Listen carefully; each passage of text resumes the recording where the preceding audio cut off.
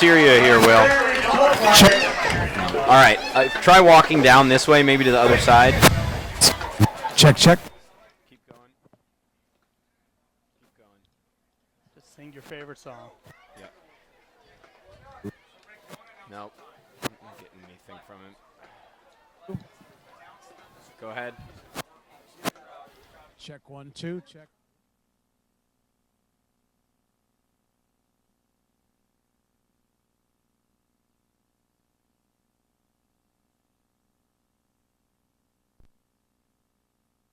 Time up here as well as down on the field. So just so you're aware of that throughout the game.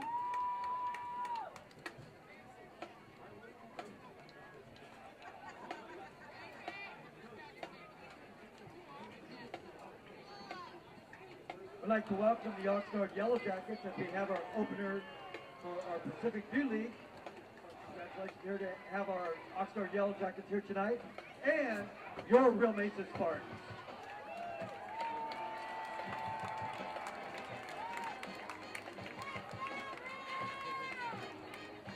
Captain for Oxnard, that's number 22, that's Eric Doria. Number 36, Ray Caldera. Number 44, Max Vasquez. And number 78, he's not in my program. Real Ace, and number 22, that's Michael Kivica. Number 10, Jonathan Leonard. Number 6, Eddie Guerrero. Number 66 for Rio Mesa, that's Alejandro Macias. Number 55, that's Timothy Bennett. And number Check 7 1, for the 2. Spartans, Stevie Houston.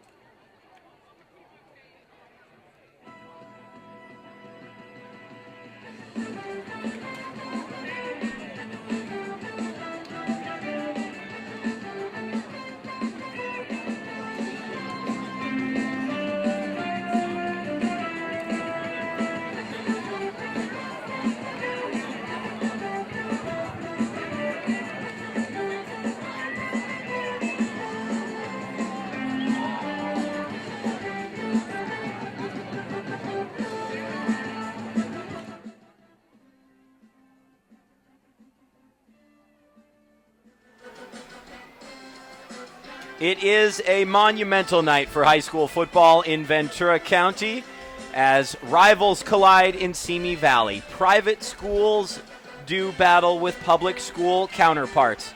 But more importantly, the league season gets underway. Welcome to John Reardon Field at Elmont Michelson Stadium. The VCS Preps Game of the Week, presented by the Ventura County Star, is live as the Oxnard Yellow Jackets visit the Rio Mesa Spartans. Danny Page alongside the Deuce, Derry Eads, and Kent Brown. Deuce, it is a scorching October Friday. Things have actually cooled down nicely, but more importantly, the league campaign is finally here. Yeah, we have, tonight we'll have two of the top three teams in the Pacific View League, two really good rivals, two programs that have done very well in the Pacific View League over the years. Oxnard is set to kick off. They've won 8 straight in this game. We'll get down to Will Cowan on the sideline throughout the game tonight. The Yellow Jackets set to kick away, and we are underway at Rio Mesa High School. Again, a lot cooler at kickoff than it was. It was in the 90s throughout the day here. Nice return from Rio Mesa. Along the left side goes number 15, Mike Flores. And Flores is beyond midfield. Strong start for the Spartans, Ken. Yeah, very good return by Flores. Picked it up. It was a low liner, so not the best. No hang time. Took it in stride. Great blocking upfield. And a heck of a start for the Rio Mesa Spartans in plus territory. And this is the team we've gotten to see this year, and we know they have some weapons, not only in the running game with Josiah King, but they can air it out. Top two receivers, Steve Houston and Jonathan Leonard. they'll both be going major college football as of next year. Houston headed to Washington State, Leonard to San Diego State. One of the things we saw when we saw Rio Mesa beat Ventura 21-10 is they maybe didn't utilize their full arsenal, did they? We didn't see bruising back Michael Kitlika. Jonathan Leonard wasn't used as much offensively. Kitlika has really come on the last couple of games. Here's a give to Josiah King, and King picks up 8 yards. And that's what you want on your first play. Inside run, picks up about, I guess they're going to mark it off at about 7. Good gain for Josiah King, and you're right, he's more of the speed guy, and then Kitlika, maybe a power guy to mix in. 1-2 punch from the backfield should be pretty effective. And then with Maciel running the show at quarterback, could be an exciting offensive night. Pass complete to the left side to Steve Houston.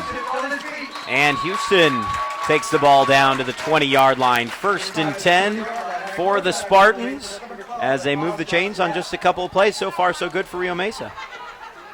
Yeah, there's no doubt. That's a heck of a play.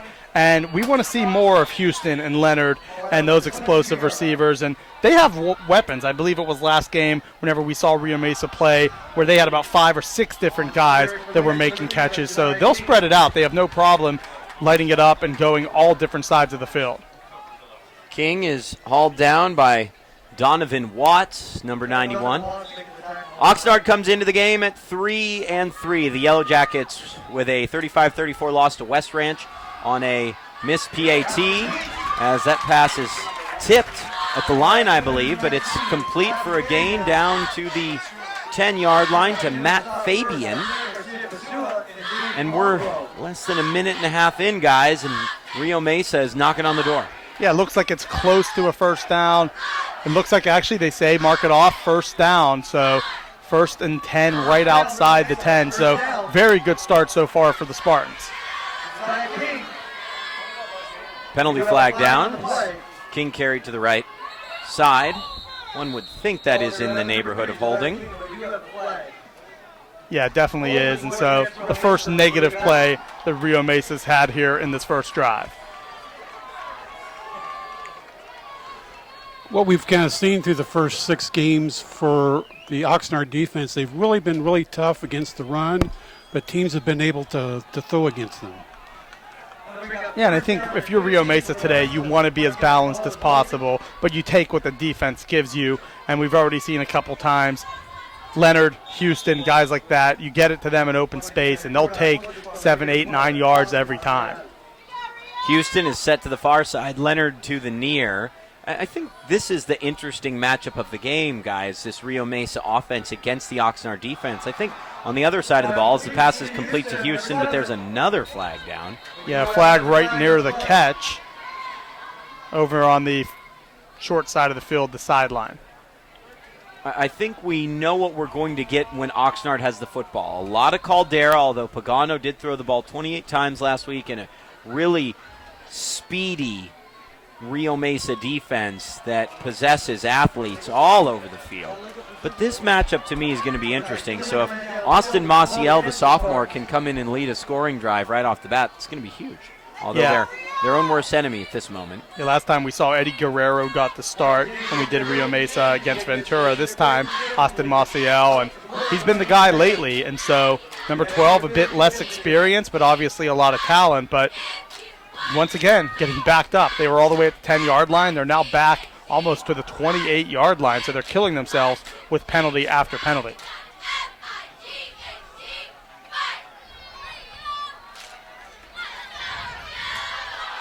Maciel, it's still first down, mind you. And now they've almost worked their way out of field goal position. Not quite. They're still inside the 30. But, yeah, instead of being 1st and 10 just outside the 10, they were 1st and 10 at about the 28. So we'll see. Maybe that this Oxnard defense, it got off to a slow start on its first few plays, but now they've settled in. They've gotten the offense to commit a couple penalties, and now maybe they're a stop or two away from getting out of this unscathed. On 2nd down, pass tipped in the air. Number 40 for the Yellow Jackets, Jacob Fernandez, the standout senior linebacker, snuffed out that screen play. And 3rd and long on the way for Rio Mesa. Yeah, that was so close to being an interception. They had 2 men coming up front. They set up the screen, and the defense read it the entire way. Nearly intercepted by Fernandez, and now 3rd and forever. Forever is precisely correct. Maciel does complete to the left side to Houston. He's about 11 yards short of the first down. One of the issues they're having here tonight is actually with the scoreboard. It keeps flipping on and off, so we'll keep you posted to the time as much as we can throughout the night. 10:05 to go here in the first quarter, and they're going to take the points. Yeah, and I feel like on 3rd down, that was good defense. You'll let up something short. You don't want to get beat deep. But if you are Rio Mesa, you pick up enough yards to get a manageable field goal. And that kick is up and good. And about 2 minutes into this game, 3-0 Rio Mesa. Yeah, you want points on your opening possession, and that's what Rio Mesa did. Short field after the good kick return, set up something, get inside the 10-yard line. Even after your 2 penalties, you still work your way back towards the original line of scrimmage, and you get your 3 points in quick order. Not a bad opening drive for the Spartans. A pair of 3-3 teams and 3 points for Rio Mesa to get things started. It was a great start to the drive, Deuce, but just stalled with a couple of really poor penalties. Well, that holding penalty just was the big crusher right there. Positive momentum, though, for this Rio Mesa team. You have to like how they started, at least. Then after the holding penalty, they completed about a 10-yard pass back to the 10-yard line, but then there was a procedure call and back 5 more yards. The games matter a little bit more now, Derry, obviously now that league play has started, and you just can't make mistakes like this. Well, Rio Mesa kicks away. Steven Sanchez, the kicker. He'll be taken inside the 5-yard line by Kaiser Weiss. He makes his way to the 30, tries to cut it back there, and he'll be run out of bounds on the Oxnard sideline. If you take a look at that Oxnard sideline, mind you, there's something that's significantly different. There are more than 80 players suited up for Oxnard tonight as a double-digit figure of transfers became eligible for the Jackets. This is a massive roster that John Mack has, Deuce. Well, this is kind of like what he did at St. Bonaventure. His philosophy, he wants basically like 3 teams, an 11-man offense, an 11-man defense, and an 11-man special team. Yeah, this is a massive sideline, and you know what? You bring in some transfers, you bring in some talent, and you hope that a bunch of these guys pan out. But it's about as large a high school football team as you're going to find in terms of just pure size of the roster. And there's Oxnard's all-time leading rusher carrying for 8 yards. We're having some problems connecting to Will Cowan, so it looks like Will's going to come up here to the booth and join us up here. Well, we have a little bit of space here for him. We do. We got the whole gang here tonight. More than likely, yeah, he'll fit in. Good gain on first down. Caldera is definitely a reliable runner. You can go to him, and we know that's where this team starts, with running the football. Intended target, Adrian Vasquez. That's where it's been their alpha and their omega for so many years for this Oxnard team. Although Pagano on the season, Dalton Pagano, the starting quarterback, 45 of 90 for 508 yards, 4 touchdowns, only 20 carries on the year. As Oxnard's gotten away from that option.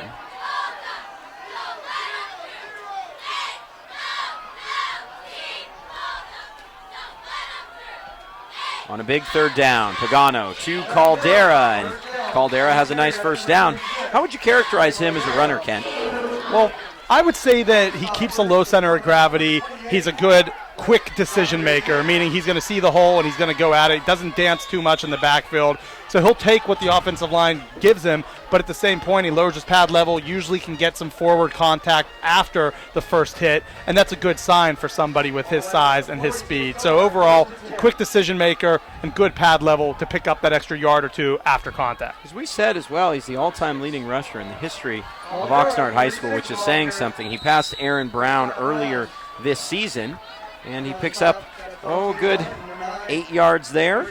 Yeah, that time he was hit right at the line of scrimmage, knocked down the impending linebacker, and picked up almost a first down, 9 yards there. Will set up 2nd and 1 past midfield. So both teams opening possession into the opposing territory. But now we'll see. I got to think that they are going to keep going with Caldera and keep trying to make that happen. We're going to welcome in Will Cowan. Will, welcome up to the booth, huh?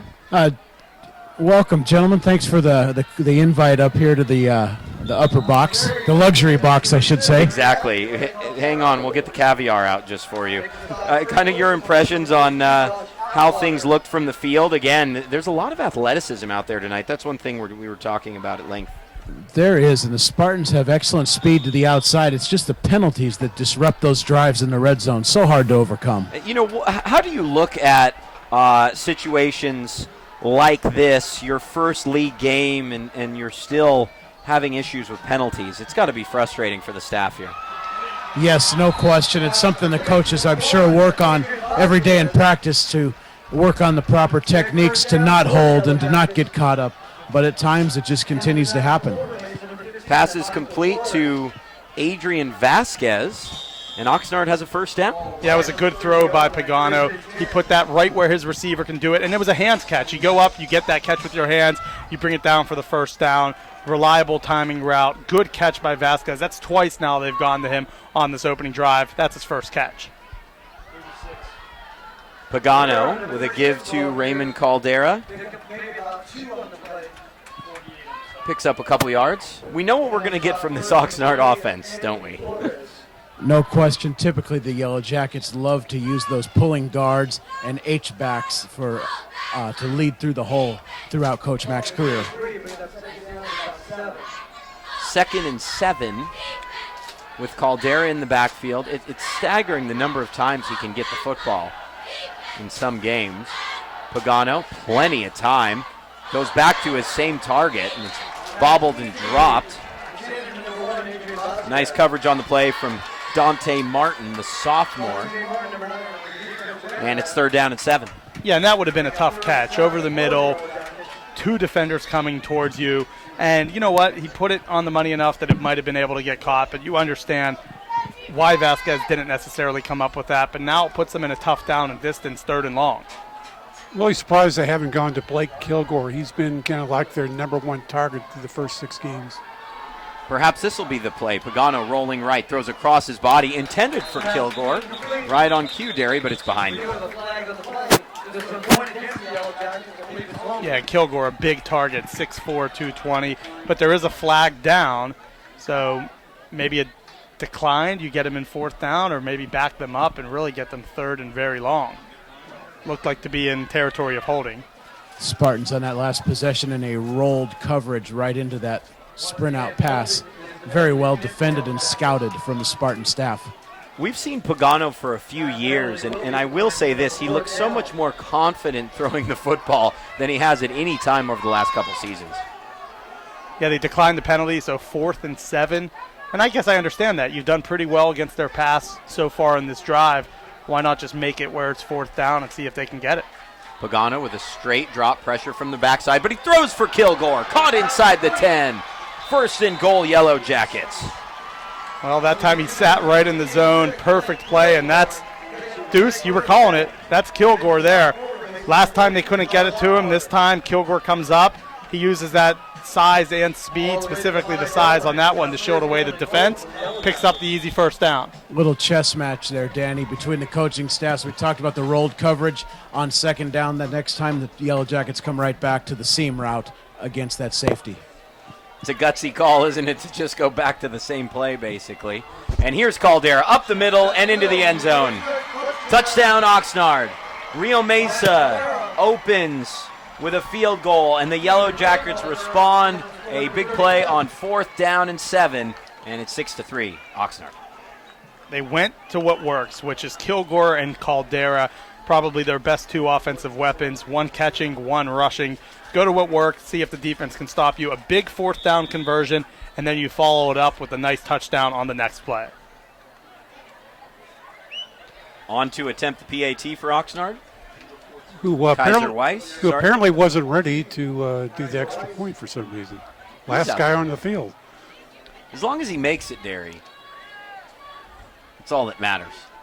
The holder is Christian Luna, the snap's down, the kick's on the way, and that goes off the left upright and bounces out. It is no good. It is 6-3.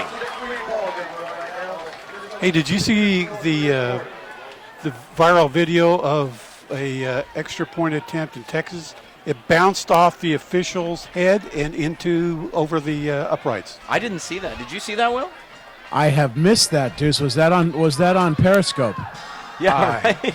I saw that. You're like Mr. Periscope now, Will Cowan. I hope you joined us during our Periscope pregame. We have a couple scores coming in. Pacifica leading Channel Islands 7-0 early.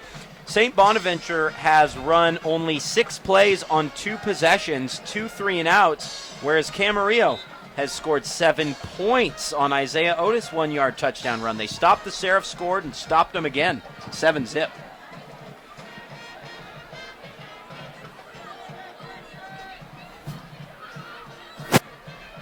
So Oxnard to kick away with a 6-3 advantage. It was a confident drive.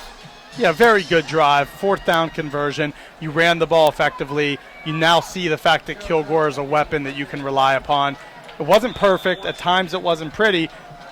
If you're Rio Mesa, you declined the chance for a 3rd and 17. You made it 4th and 7, couldn't get off the field. So a disappointing defensive effort there in the closing seconds where you were hoping, okay, you get a stop, you get the ball back. But it was positive offense by Oxnard. And like I said, they did it with what's gotten them to win most games. And Pagano, we've seen him now the 2nd time this year. Opening game, we were saying, okay, for a senior, there were things he needed to improve on, but there were definitely some positives. He came out on this drive and for the most part was pretty sharp on the opening drive of the game.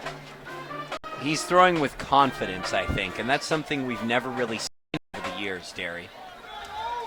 Well, I think a lot of times in the past it was kind of like a 3rd and long, just a desperation pass. Right. Now that the pass is ingrained into the offense. Rio Mesa has used a 2-quarterback system much of the year as Kitlika carries. They also use a 2-running-back system, mind you. Nice carry from Kitlika, the 6'2", 209-pound senior who has only, curiously, 212 yards on the year after having 826 a year ago. Spartans very well rounded offensively. They show you a lot of different looks, the trips, the motion, the 2-back, as you alluded to. They can really mix it up. Pass is complete to Houston, who I think more and more as we progress throughout the season, they will really rely on Stevie Houston. Yeah, that was a good gain. And in the opening game that we saw against Ventura when we saw Rio Mesa a few weeks ago, he was used sparingly, but you can tell when he gets the ball in his hands, he's a real weapon. And now I think that's one thing you want to do. You never want to force feed any receiver, but you want to make sure if he's open, get him the ball as much as possible because it's at this level, it's for the most part kind of a mismatch. Yes, the Yellow Jackets in a soft 3-deep zone, and the Spartans able to go to the 3-step passing game. Excellent execution from Rio Mesa. That's complete to Jared Schubert, and I think, Will, that they're going to have to go away from Houston a little bit here and there, and they did hitting Schubert. Yes, look at this with a 4 quad wide receiver alignment to one side. Interesting all the different ways Coach Bittner uses that speed on the perimeter. How do you think this team, in terms of the plays they run in their entire approach, how do you think it's different from when Coach Gregorchuk was here? Well, the tempo, certainly you could see the speed of this no-huddle offense, the first thing. But a little bit more of a spread, collegiate-like system, a lot of quick throws, the 3-step game, the quick zone runs. So I'd see those as the differences. Spartans here go cluster trips to the top of the field. Maciel throws, that's tipped, and then complete to Leonard. Leonard right at the sticks. He flips forward for a 1st down, although the ball winds up on the ground. It appears that the ground did cause that fumble, and his elbow was down. It's just a fancy 1st down for Rio Mesa. Yeah, he was down, and it's another 1st down, and so far neither offense has shown a lot of signs of being stopped. The main reason why Rio Mesa didn't score their first possession was due to the 2 big penalties, but when they've stayed positive on plays and they haven't hurt themselves, they've been really good. Rule number 1, gentlemen, championship football, never beat yourself. And right now it seems like the Spartans are doing a nice job in executing the offense. Here's Kitlika again. He picks up 8 yards. Yeah, if he keeps picking up 8 every time, they're going to have room for him to play a lot of football. We know King's the #1 running back, but they want to see more of Kitlika. They bring different styles, and he's looked really effective so far here in the mid stages of this first quarter. It's Leonard again. What do you have Leonard at, Derry? 3 catches so far. I don't think he had that many in the entire Ventura game. Right. No, they're just really laying off of him, giving him 5 to 7 yards. All you just need to do is just get him a short pass in the open. Yeah, and especially you can maybe see that if you're on your own 20, but when you're up near the red zone, you can't really afford to do that. It's a keeper from Maciel, diving towards the corner. And he stepped out just this side of the pylon. Actually, it'll be about the 3-yard line. Remember, all of the fields in the Oxnard Union High School District are grass. So at this point of the season, sometimes, at least from our point of view, it's hard to see precisely where the lines are, Will. Yes, this is true. That last formation again showed you that 4-receiver set, but the keeper on the backside, very effective. And now King can't get loose, and just like that, it's 3rd down from the 5-yard line. And what a play that time coming in for Oxnard. Nearly having the interception in the first possession was Jacob Fernandez. This time he comes at the point of attack, trips up Josiah King, doesn't let him out of his grips, and then the rest of the defense comes through and makes the play. A huge stop, loss of a yard, big-time play by Fernandez to come in and get King there in the backfield. Yeah, see, these 3rd down and goals are where these spread offenses are a little bit more challenged because the defense tightens, you got less field to work with and much less room to operate. 3 to the far side. Maciel just goes up for Houston. Houston tried to haul it down with one hand. Harnessing his inner Odell Beckham. Not yet, my friend. Could have used 2 hands to pull that down. I felt that he could have used 2 hands on that play. Probably a little mustard falling off the hot dog, as Chick Hearn would say. Looks like they're staying in. It looks like they'll go for 4th down. Don't be surprised if they throw it again. Maybe a one-on-one slant this time. Maybe to Houston again. It's a give to Kitlika. Kitlika cuts it back. Oxnard strikes on 4th down, and now Kitlika and Rio Mesa do from 4 yards out on 4th and 4, and they're back in front, 9-6. The last possession, it was Oxnard going for 4th down and getting the big play inside the 5. This time on 4th down, it's Rio Mesa returning the favor with the big 4th down touchdown. Coach Mack and his defensive staff are going to have to make some choices here. Right now, they are fairly conservative in their coverage, and they're allowing some gaps in the run game. So it'll be interesting to see if they stack the box with pressure or if they continue to stay wide and cover. They're going to have to make some adjustments, but I think that that's what this Rio Mesa team does so well, is that if you want to cover these threats on the outside, Leonard and Houston, where it's going to leave a ton of space for Kitlika. Coach Bittner, a master of taking what the defense gives you. He's as good as anyone around in that regard. Coach Mack known for his defensive prowess over the years, so it'll be interesting to see the adjustments as the game moves on. Camarillo leads St. Bonaventure 14-0 with 5:25 to go in the first quarter. So Coach Mack's former team is really struggling.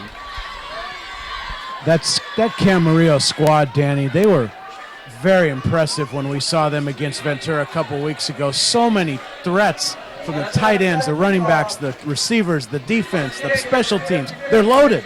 They're absolutely loaded. And I think this score, it just doesn't surprise me at 14-0 Camarillo over St. Bonaventure. Not at all. That Camarillo senior class, as Coach Reed Miller said, watch a little pooch kick here. We have a live ball. Ball's live, still free, and ultimately scooped up by an Oxnard player. There really wasn't a lot of urgency in terms of picking up that ball, guys. No, concerning to me that Oxnard didn't race up and try to fair catch that pooch kick. Yeah. Situational football. And not only that, but then when he touched the ball, it looked like he almost didn't even want it. Very fortunate to get that football if you're Oxnard.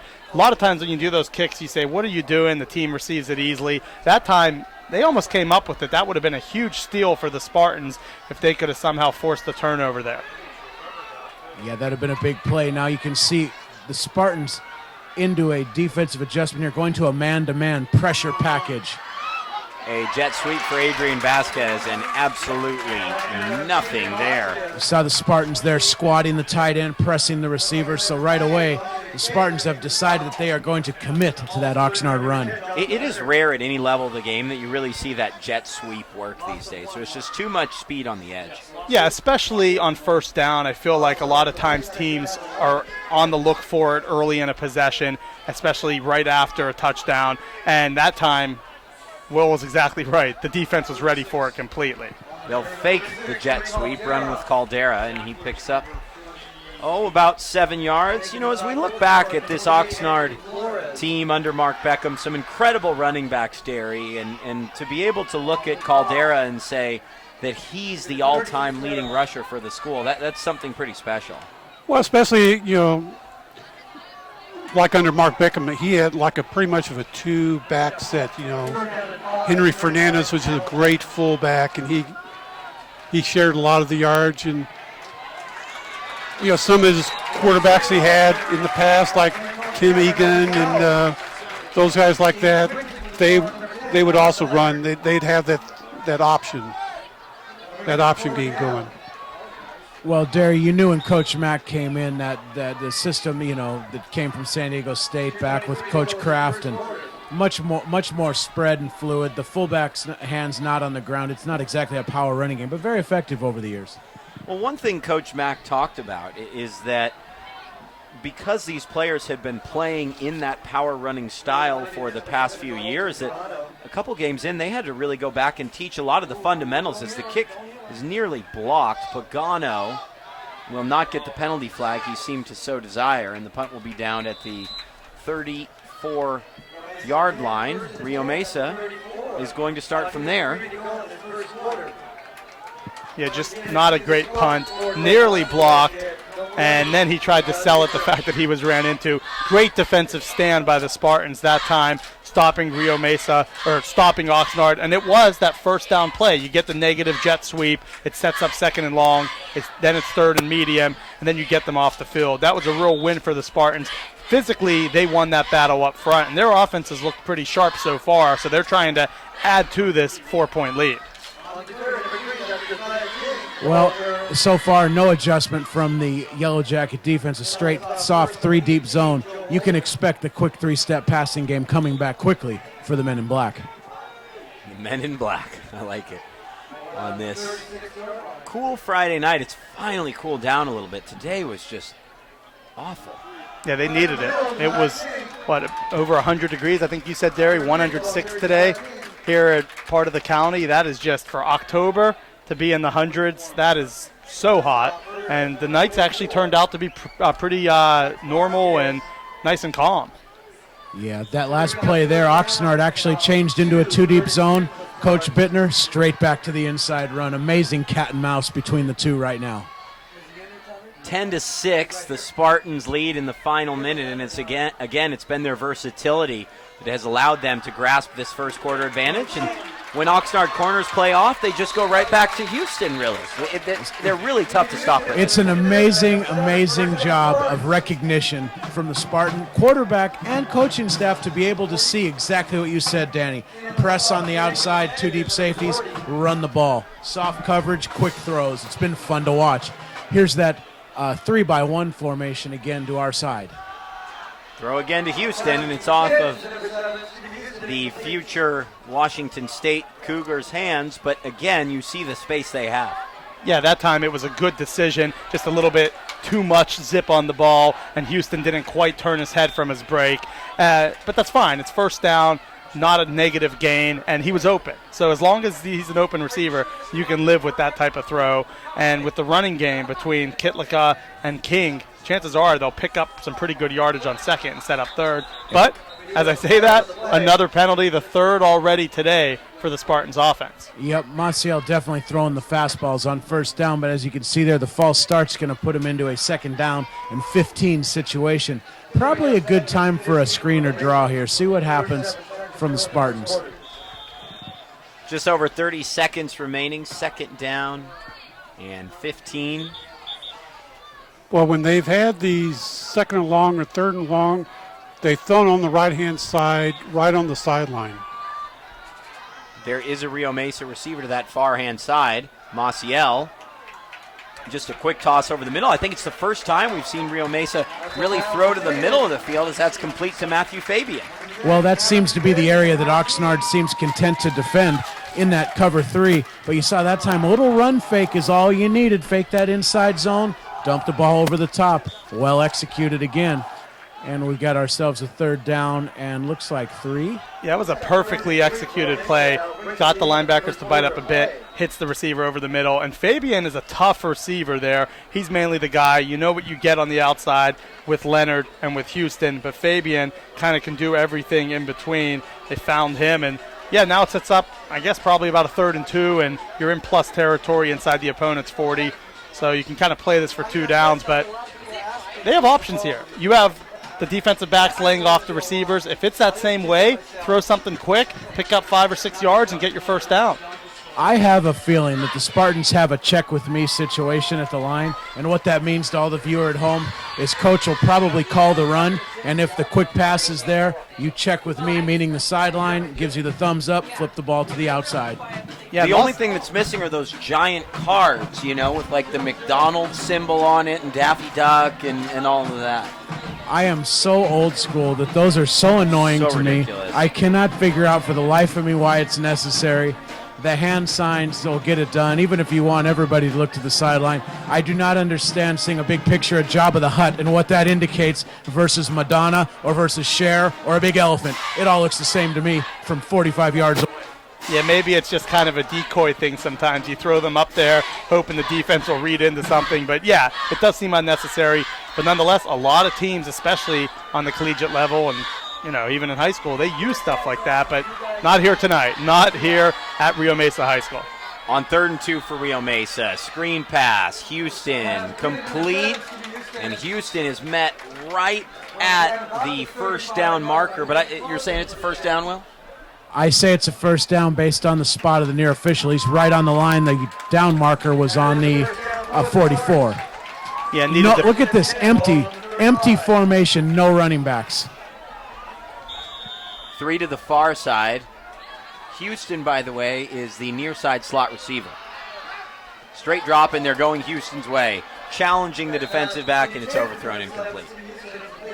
They're really not afraid on 1st down to test this defense in the secondary. And even though it hasn't really worked out on 1st down, I like what they're doing because now eventually you got to think that they're going to complete one of these downfield, or you can use that, fake something long, go for something short, intermediate routes, and have something open in the middle of the field. So I like the fact that they continue to challenge this Oxnard defense, especially on the deep end, because with your talent on the outside, you need to be able to show the defense you're not afraid to throw it deep. The Jackets have yet to show any pressure. Why not throw the ball on 1st down? That's complete to the left-hand side. Joe Diaz, and Diaz picks up a 1st down inside the 20. So it's not only 2 backs running the ball, it's different wide receivers, whether it's Fabian, Leonard, Diaz. Yep, no and question. Obviously Steve Houston. The Spartans are so multiple in what they do, as we've talked about. That empty formation, then they go into the quick throws, and now likely if Oxnard spreads out, you may see a quick inside run here off tackle. Look to throw to Houston, and that pass is overthrown, incomplete. Honestly, gentlemen, I never thought I would see the day. Camarillo 20, St. Bonaventure nothing.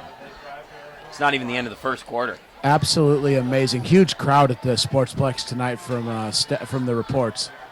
If they pull that off, that would be probably the hugest win for that program since their 1996 CF championship. Derry, that would officially, I would say, be the 3rd best win in that program after the 84 and the 96 titles. No question about it. And it's just making a statement about where they stand in the division as a whole. And remember, Thousand Oaks Christian doesn't kick off for another 10 minutes. So Camarillo's really gone out and made a big statement in that division and league by jumping ahead on St. Bonnie. Yeah, Coach Reedmiller and I, in our discussion, we talked about that a little. He was talking about the importance of really staying sharp in this middle part of the season so they don't fall too far behind in the polls. Those two will meet at the end of October, Camarillo, Thousand Oaks. Just to mention on a technicality, the reason why we are not covering that Camarillo Thousand Oaks games tonight, that Oak Christian TO game, it's covered by Fox Sports. Pass is tipped at the line of scrimmage. Honestly, guys, I think we'll have, it's tipped right near the end zone. I think we'll have time to get home and watch like the second half of that game probably. They don't kick till 7:45. They have built-in commercial breaks. It really is tough on these young players to play so late. Yes, it is, and especially for the team that had to travel and the bus and everything. Although it's not very far, it's still a long day to get to the school, to eat, to pack up, and these late starts are more challenging, no question about it. A 33-yard field goal attempt. And that kick is up and through. So the Spartans extend their edge out to a touchdown. 3 drives, 3 scores, though, for Rio Mesa. Not too shabby at all. Their execution's getting better, but still a penalty here and there is still holding them back from those scores. But the Yellow Jackets did come with a little bit of a man pressure there, making those throws a little harder. So we'll see how the Spartan receivers can use possibly little head fakes and double moves to counter that coverage over the middle. Yeah, I think so far it's been good offense by Rio Mesa, but nonetheless, you've had to settle for a field goal on 2 of your drives, so that's ultimately somewhat of a win for this Oxnard defense. 13-6 between Rio Mesa and Oxnard in the Pacific View League on the VCS Preps Game of the Week, brought to you by VCStar.com. VCStar.com is your local news site. Nowhere else can you find the most comprehensive and up-to-date news, sports, entertainment. It's all about what's happening in your city and your neighborhood. Visit VCStar.com today. It's where Ventura County goes for news. The return man, Adrian Vasquez, is hauled down at around the 20-yard line in Dalton Pagano and company. Yeah, Oxnard's return team is making this very interesting. They almost seem to be hesitant to go after the football, even though it's a live ball. And so if you're Rio Mesa, you keep doing that. It's almost worked twice. Yeah, they certainly don't want to kick the ball deep to any of that Yellow Jacket speed. That would be apparent. Wide receiver to the near side is Adrian Vasquez. He's played a big part tonight. Pagano will fake the handoff. He'll carry it on his own. And he works his way forward for just a few yards. That's his 21st carry of the season. Spartans crowding the box again, really trying to force the keep and to keep the ball on the outside. They certainly don't want any more of those inside runs. You know, one thing I read about this week at other levels of the game is that the read option at the quarterback position is sort of losing its read option status, and the quarterback frequently is making up his mind well before reading that defensive end and whether they crash or move toward the sideline. That was a nice read from Pagano, but Rio Mesa still had it covered. Yeah, you need to keep it at that mesh point. You need to be able to know whether you should hold on to it or give it off to the running back. And if you make that option beforehand, then it's not really an option. It's more of just a preconceived play. The whole premise of that zone read was to get 5 offensive linemen to block the 5 defenders and always leave 1 unblocked. So when the defense plays 6 in the box, you still could deal it. But if you don't make the read, it kind of negates the theory of that spread run, and you'd be better off with a tight end and a fullback. Oxnard player is down on the field, and the staff will head out to him. Deuce, what sticks out to you statistically thus far? Deuce is sort of the gatekeeper of Ventura County High School football statistics historically, and he does such a tremendous job for our broadcast team. What sticks out? Well, so far, Maciel's 11-17 for 136 yards. It's not a bad night. That's not a bad night. I mean, he's kind of on pace to throwing about 35 to 40 times, which is not kind of what we wouldn't expect from Rio Mesa. We thought it'd be more of a kind of a 50-50 from them. He averaged so far this season, the sophomore Maciel, 13.5 attempts per game. Now he's thrown more than that in the opening quarter plus a couple minutes. Well, and last week he threw a bunch. Last week he threw 23 times. He was 16 of 23 for 189 yards in that loss to Buena, which was a 31-25 loss.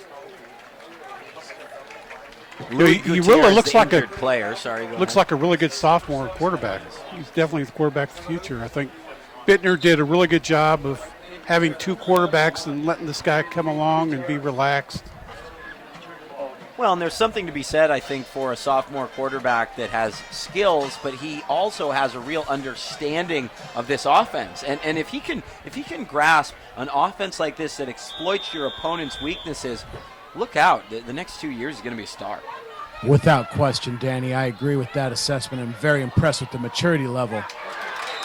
Great coverage by Leonard, obviously, who plays at safety. He'll kind of jump up occasionally to the linebacker spot, as well as the corner on the near side, number 4, Isaiah Battis. I have to say the Spartan route running from their receivers has been on point tonight. However, the Yellow Jackets on these big third downs, not very precise in their cuts and the accuracy of the pass route or the communication with the quarterback. Yeah, that time the defensive back pretty easily was able to deflect that away and read the route very simply. Pagano was set to punt, but a penalty flag stopped that play before it ever got going. 2 straight 3-and-outs for Oxnard, which was definitely not what we were expecting. Seems like they've been getting away from Caldera a bit. Did he even have a carry on this sequence? No? Yeah, they definitely have gotten away from him. Second down, I think that he carried the ball. First down, that was Pagano. We haven't seen much of Max Vasquez, who was expected to really spell Caldera throughout the season. A high and short kick, but it takes a nice Oxnard bounce, and the Yellow Jackets will take over at the 48. There's a penalty flag down about 10 yards downfield from the line of scrimmage, an illegal block in the back against Rio Mesa. So really a punt that only traveled about 20 yards in the air will end up going for a net of about 40 yards. What's brutal in that situation is it was a shanked punt, so the entire punt team, the recovery team, should just be getting away anyway, and then you block in the back on a play that's not even returnable. That is not what Coach Bittner would want to see. Going to cost them, as you said, a good 15 yards in field position. Yeah, so far tonight, the penalties have been more on the Rio Mesa side as opposed to Oxnard. However, offensive efficiency has been on Rio Mesa's side. But that time, I thought, again, another win for the defense. This Spartans defense has really stepped up here tonight at home. They've done a very good job. After allowing that opening Oxnard touchdown where they completed the 4th and 7 and then Caldera ran it in, they've been pretty sharp ever since. Yes, they have a nice job of recovering. Their Spartans came out a little flat, I felt, defensively. But after that first drive, they've tightened it up. They've brought the pressure, and they're getting the ball back to this no-huddle offense with 8 minutes and 52 seconds left in the half. You will be seeing another quick pass near your screen momentarily, that's my assumption. And we certainly value those assumptions you make, Will. You couldn't be more right, although the pass is thrown behind the intended target, Joe Diaz. Yeah, I feel like most of the incompletions today have been first down incompletions. They've really gone with the decision. You start Maciel, you want him to be your guy. They're going for first down passes, but they haven't been very good on those first down plays. That time a bit behind the receiver. And we're seeing Joe Diaz in the slot get a lot of time tonight. Yes, but it's keeping the Jackets from blitzing and stacking the box on first down. And now you can see here a very conservative second down D. They should get a nice, easy completion here and pick up 4 or 5 yards. Yeah, and they go right back to Diaz. Diaz trying to cut back at the line of scrimmage, and he's run out of bounds after picking up a couple yards. You know, it's almost as if you were a coach in your day or something like that. I've watched a football game or two from this view with the headphones on. Second down and 7. Third down. Seems like a lot of the incompletions by Maciel's when he's kind of overthrown it. He's tried to put a little bit too much juice on the ball. Yeah, he's got to settle in. Maciel will toss to Kitlika near side. He's within a yard of the first down. It'll come up just a bit short. Yeah, he's about probably a half yard away. It looks like they're going to mark a full yard. Wonder if they're going to go for this, though. It looks like they're keeping the offense in. It wasn't even a second thought. Coach Bittner signaled in the play before the lineman could get set. And Oxnard still making a defensive substitution, and they'll be forced to take a timeout. Good timeout from John Mack. Yeah, they had a player running off the field just as that ball was getting ready to be snapped. They were in no position probably to stop them. That is definitely a wise timeout by Coach Mack, because otherwise I think it would have been some trouble. I think It's been automatic first down. Right. Yeah, Derry's right on. I think the Spartans had a little off-tackle run called this way. Coach Mack saw his defense was scrambling. Excellent use of the timeout. Interesting dilemma here now. If you punt this ball with your defense playing so well, the Yellow Jackets would probably be struggling to go 80 to 90 yards. That being said, the Spartans have only stopped themselves. So if they can get a snap-off penalty free here, I think they can run the ball for a first down. Yeah, the one thing, though, is mainly a lot of their first downs tonight have been through the air. They haven't necessarily ran short yardage much all game, so you have to see the way those cornerbacks are lined up with your receivers. But I'm with you. The offensive line's done a pretty good job, so assuming they don't commit their own penalty, 3 feet's not that insane to think about picking up here. But you're right. If they do decide to maybe go back and pooch punt, it's not like their defense hasn't stepped up, but I think they're going for it. Yeah, big number 22, Michael Kitlika, likely to get this ball and head for the first down, which he does with ease. He's not touched until he reaches midfield, which is 2 yards beyond the first down marker. Rio Mesa just lined up 2 extra blockers to the right-hand side of the quarterback, and Kitlika went untouched for a few yards and an easy first down. Yeah, that time you didn't need a 20-yard break. You just needed 1 yard. They picked up about 4, and that was a play that you can tell they knew they would pick it up if they blocked correctly. Easy first down for the Spartans. Maciel throwing on first down, and it's intercepted. Picked off by Oxnard. One play after that huge fourth down conversion. There is a penalty flag down at the 43. Joseph Roldan with the INT. I would think the interception will stand. Yeah. Yes, it will. And it was interesting there. Oxnard did change their coverage there, and I was very surprised that the Spartans still threw into that a little tighter window than they've seen before, although he could have caught the ball anyway. Yeah, the receiver tipped it up into the hands of Roldan, the safety. So, unfortunate break for the Spartans and a huge, big-time defensive stop. The first time all night we've seen this Oxnard defense find a way to get their offense the ball without having to give up and surrender any points.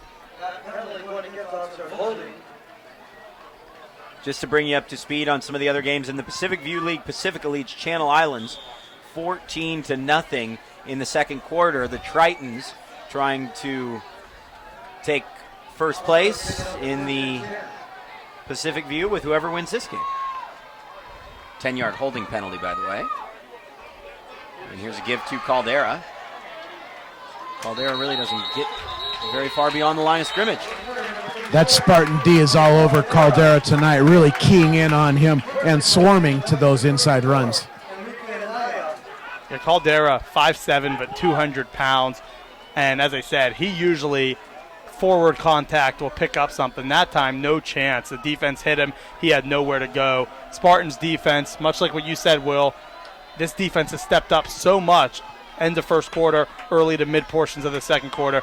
They've been terrific since the opening possession where they gave up a touchdown. Well, they've gone to the 8-man front there, the old Bear defense. They've got the front committed to the run and really stacking up the Jackets here, although they did need a little gap to the outside. Pagano finds some space on that far sideline, ends up getting to the 40-yard line, and there's a late penalty flag down. You'd have to think a personal foul against Rio Mesa, wouldn't you surmise?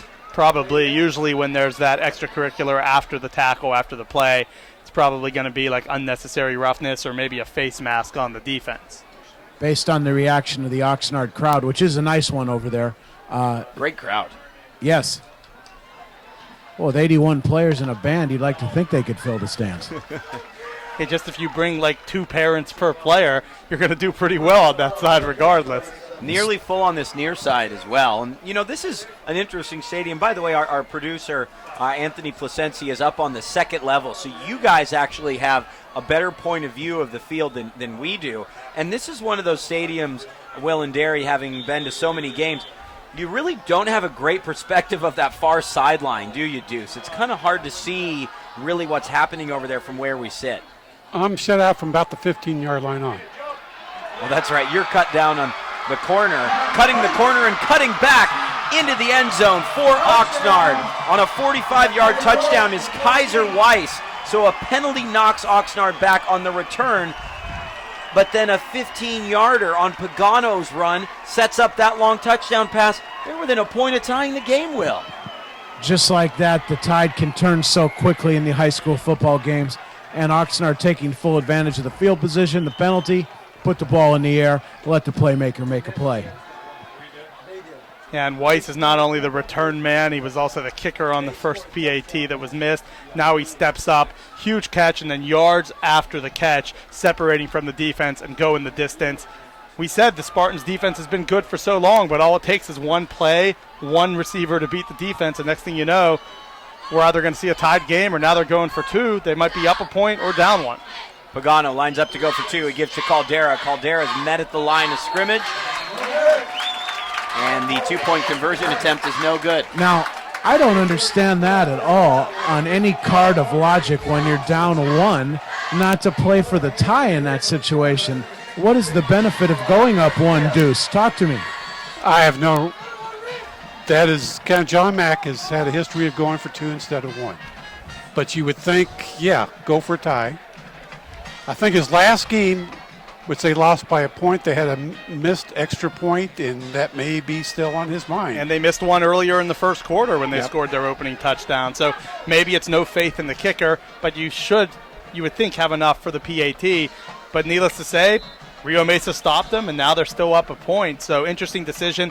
They missed their first point after. Now they tried to go to make it back. Well, clearly with 81 uniforms, if he went out to the soccer field, he probably could recruit the 82nd to get a kicker. Just a suggestion. You would think. Not a bad idea, Will. And what happens when you start going for two is you start digging yourself a deeper and deeper hole, and eventually you're down 9 points. Eventually that becomes two scores. Yeah, I saw that last week. I'm a big Notre Dame Fighting Irish fan. Brian Kelly decided to go for two with 14 minutes left in the game. At the end of the game, rather than kick a PAT and tie it, they had to go for another one. Didn't turn out well. Anytime you're chasing points, it's usually a bad idea. Return man is Mike Flores. And the defense feels like they have a win. Even though they gave up a touchdown, hey, they're still ahead of the game. Absolutely. A big play from Pagano finding Weiss downfield. I think that's important for Oxnard now as they look at the scope of this game offensively. They've shown Rio Mesa they can stretch the field a little bit and test their cornerbacks on the edge. Yeah, they've done a good job with that, and that time it was Weiss getting some space, going up, getting the jump ball, and then making a play. And Pagano's been up and down here tonight. But on the other side, for Maciel, he knows he has weapons. He's went deep, hasn't really completed any deep passes, but the threat of it is ultimately there. But so far it seems like for Oxnard, they've hit one deep ball, and then for Rio Mesa, it's been a lot of short stuff, and then they're maybe building towards that one long pass that's complete sooner rather than later. Well, Coach Mack's gone to the cover two there, so you have the hard corners there. You can see putting a little more pressure on the outside, so the run and those seam patterns will be the voided areas. Trying a little underneath out route to this near side. Yeah, what great coverage. Fabian, but Oxnard was all over it. Yeah, Garcia Basua, the safety, just was all over that play, jumped at it, bracketed coverage, not the wise throw, much like the one that was picked off, threw it into coverage, and even if he catches it, where's he going to go? Fabian had nowhere to go with the ball, so that was really outstanding defense, and maybe one of the first poor throws we've seen all night from Maciel. Joe Diaz, the motion man, to the far side. A fake from Maciel, throws to Leonard on 3rd down and 9. And Rio Mesa unable to pick up the first down. Just like that, they give up a quick touchdown. Now they're going to have to punt. So we just have this coming in from someone close to the Oxnard camp, we'll call it. The Oxnard kicker is hurt, and that's the reason why they're going for two. Yeah, I had on my list because I know the first time we did a game, it was David Garcia who was their normal kicker. So I guess he's kind of out, the 5'11 junior. So the first PAT did not look that good, and so maybe at this point they don't have too much faith in Weiss. They know he can catch touchdowns, maybe not enough to be the full-time kicker. 13-12 the count with Rio Mesa set to punt. I'm going to have a couple updates for you from the VCS Preps Twitter account. That's at VCS Preps. The snap is low. The left-footed punt is away. It'll bounce at the 37, and Rio Mesa will down it at the 34-yard line. Don't forget to follow VCS Preps on Twitter at VCS Preps. Oaks Christian is charged out to a 14-0 lead on Thousand Oaks with 6:50 to go in the first quarter. The same cannot be said for St. Bonaventure. The Seraphs pulled within 2 scores to make it 20-7.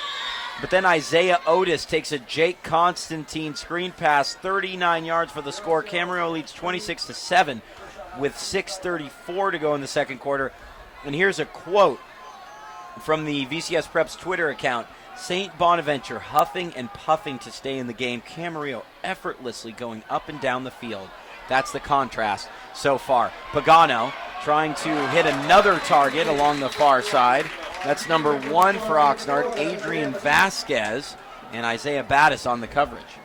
Yeah, it's twice now that Battis has stepped up, made a big play in the secondary, and he had the receiver open. If he puts a little bit more air underneath that, if Pagano puts it on the money, that's a first down, if not a touchdown. But a good recovery play by the cornerback to go in there, get his hand up, bat it away. All of a sudden, Oxnard's this downfield passing team. Oxnard's a downfield passing team. Rio Mesa, a lot of short stuff. Yeah, it's been a little bit different than maybe we would have thought going in. A middle screen, and that is completely snuffed out by Kitlika, incomplete. Yeah, I think Oxnard is very wise going to that vertical passing game. They had to stretch out the Spartan D that was so tight to the box there for the last 8 or 9 minutes or so. That screen's going to be tough because the Spartans see about 20 of those every day in practice. More and more of those middle screens are really challenged defensively. The jig's up. Yeah, I think defenses are getting a little more adept at defending some of those inside screens. 3rd down and 10. Long drop from Pagano. He's flushed. He'll run to the left-hand side. Penalty flag down. Well, they're going to decline that. It's going to be a punt. Great defensive stand this time by the Spartans. They came in, pressured Pagano. Even though there's a hold, they're not going to accept it. You force the punt, and now we'll see if this offense has a little bit of life. These last couple possessions, it's been the Oxnard defense outpacing the Rio Mesa offense, but great job defensively this time by the Spartans, going with the 3 and out, getting off the field. Just over 4.5 minutes to go.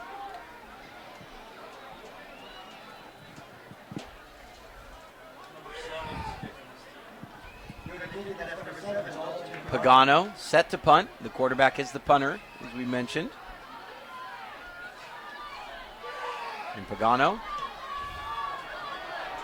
kicks that high in the air, kicks it about 15 yards, and Rio Mesa will take over on the 47-yard line. Yeah, so they're really having problems in the kicking game. He gets some hang time on those, but he doesn't get much distance. That time it was backspin from the start, and so that thing hit the grass and backed up. It's good if you have a pitching wedge, not as good if you're trying to punt the ball into the opponent's territory. So great field position for Rio Mesa, much like their first possession where they started just inside Oxnard Yellow Jackets territory. They're there once again to start a possession.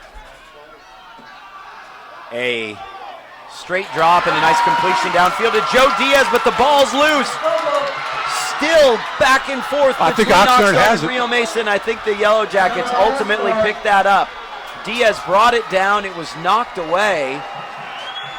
It was kicked about 8 yards downfield, and Oxnard finally came up with it. 1st and 10 Yellow Jackets.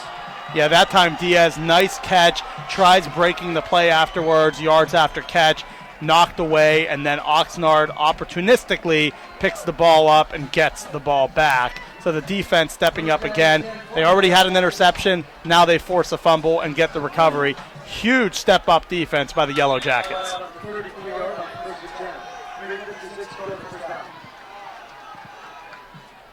So just like that, Oxnard has the football back.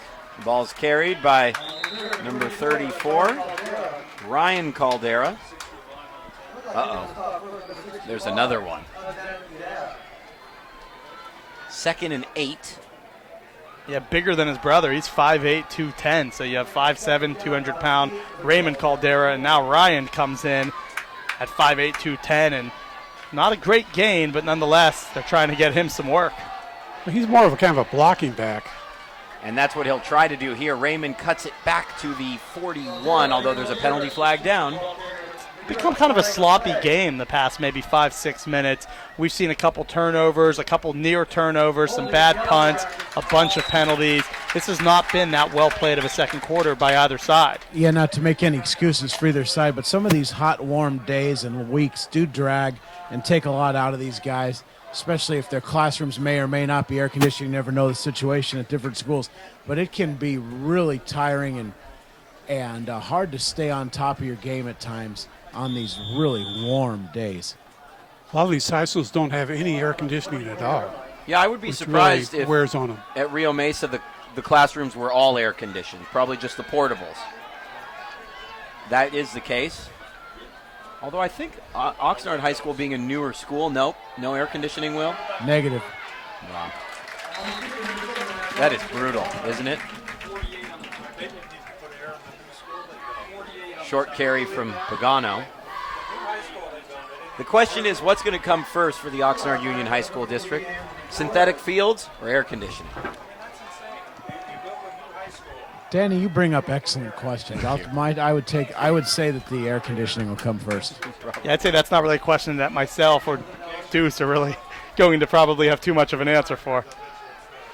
Pagano trying to set up a screen pass. He'll complete it to Ray Caldera. Caldera still on his feet. Lines up about 4 yards short of the first down, and here we are again. Looks like Oxnard will be forced to punt down a point with just over 2 minutes to go.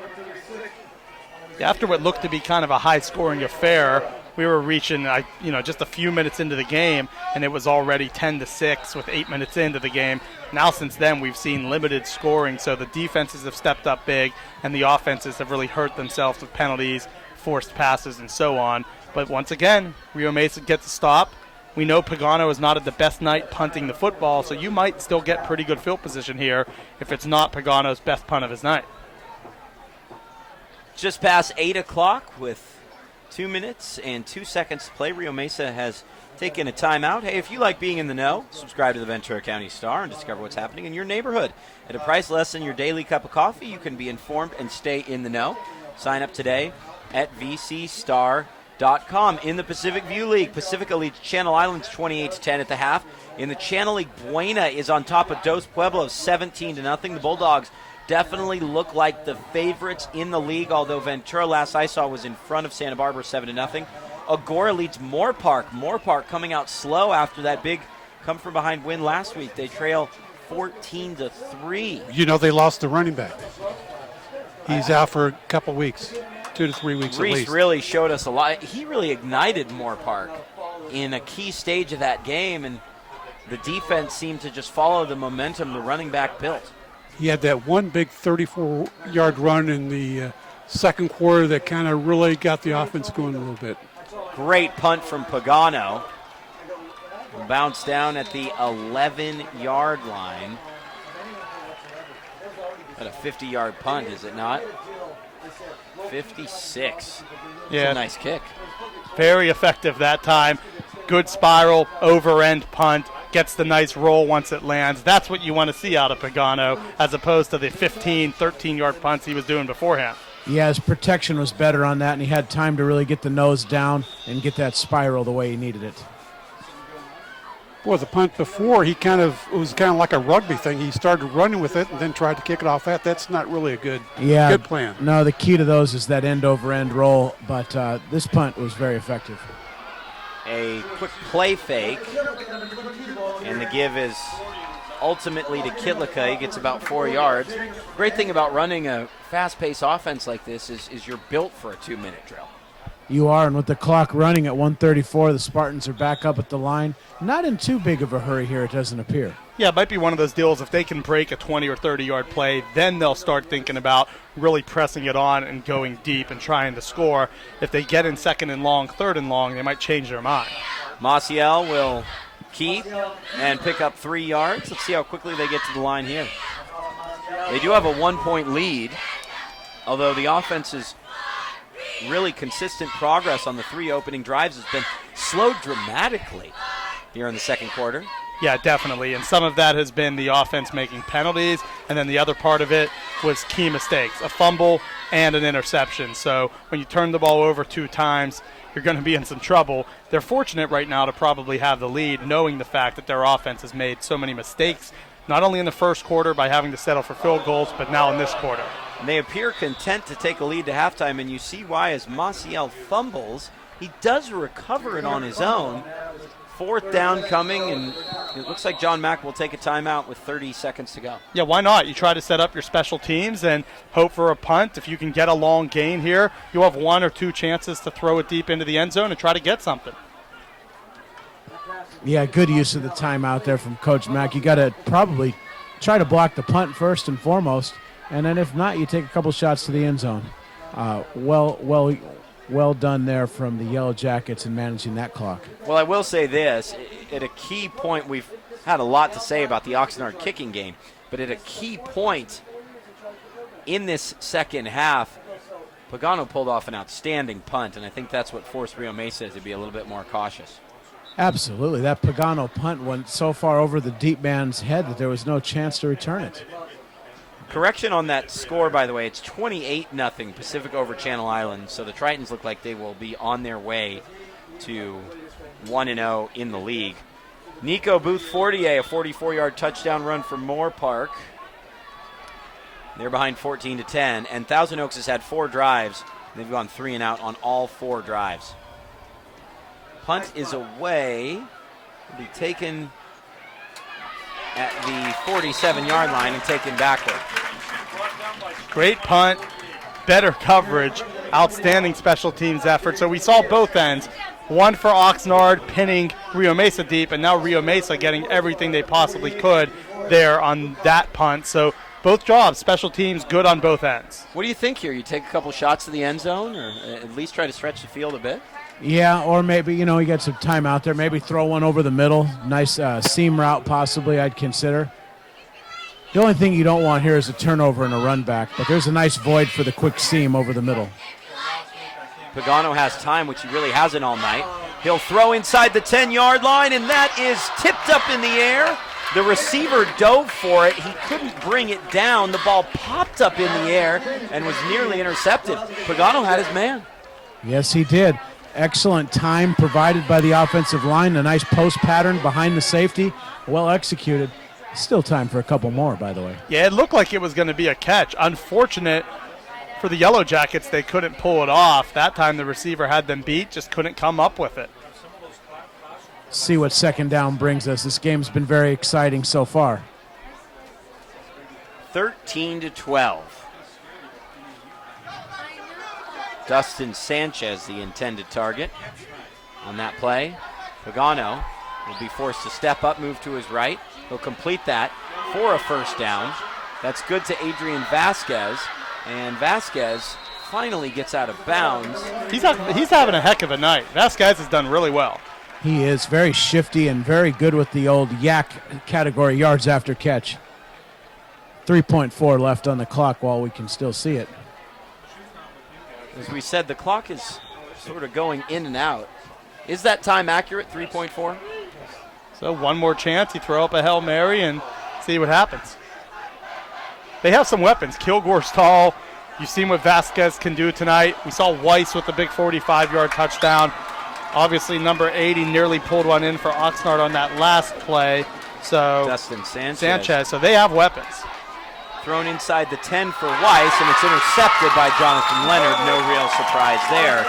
And that will take us to halftime. Rio Mesa scored on their first 3 possessions, but have not been able to extend their advantage. A missed 2-point attempt leaves Oxnard a point behind in this Pacific View League opener. At the break on the VCS Preps Game of the Week, presented by the Ventura County Star, it is Rio Mesa 13, Oxnard 12. We'll be back with the second half.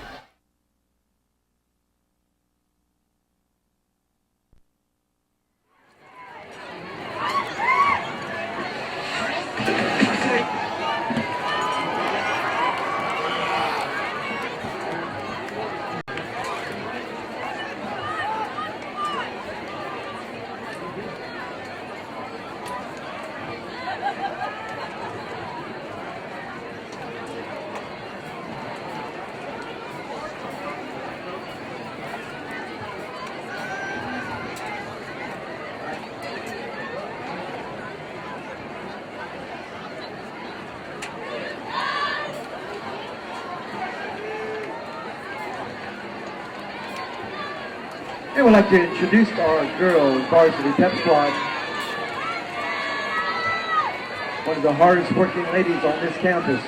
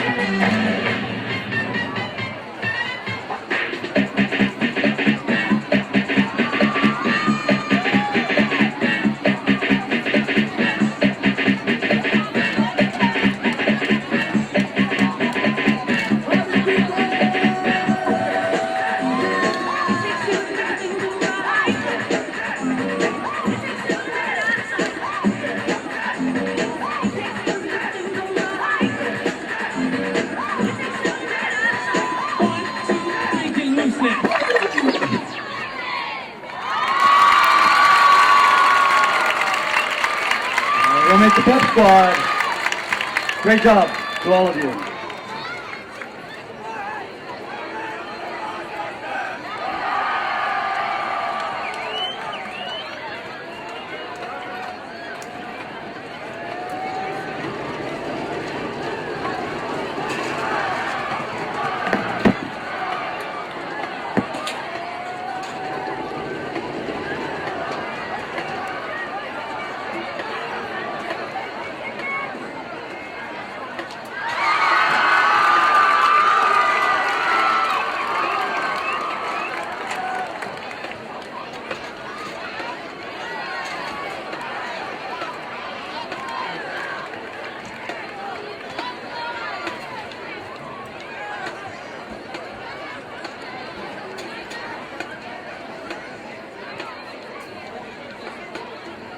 Well, I have an opportunity right now. The Rio Mesa Scholarship Foundation is selling What's This Bar and Only This Bar in tumblers for only $10. Also, the Rio Mesa Alumni Association selling Rio Mesa 50th Anniversary commemorative keychains for only $5.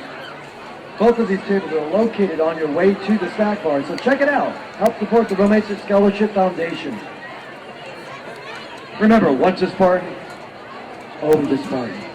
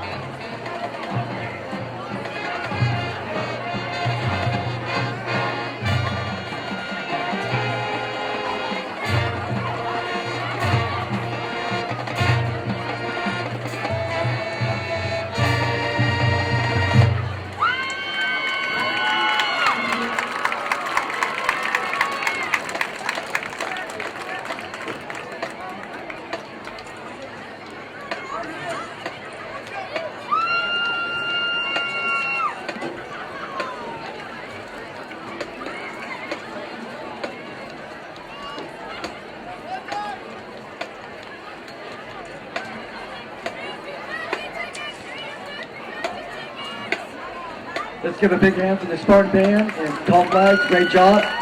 Under the direction of Chris Edmondson. Wonderful job.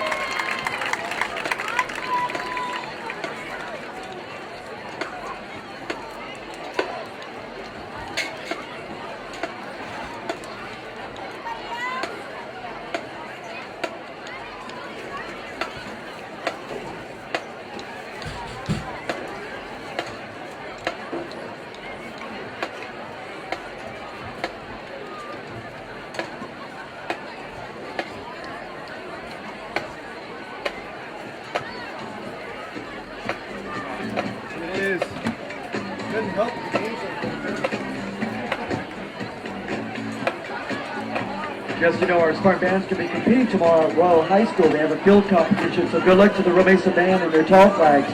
I know you'll do great. Also, help support the band. Buy that 50-50 ticket tonight. You could be the lucky winner. Get that 50-50 ticket.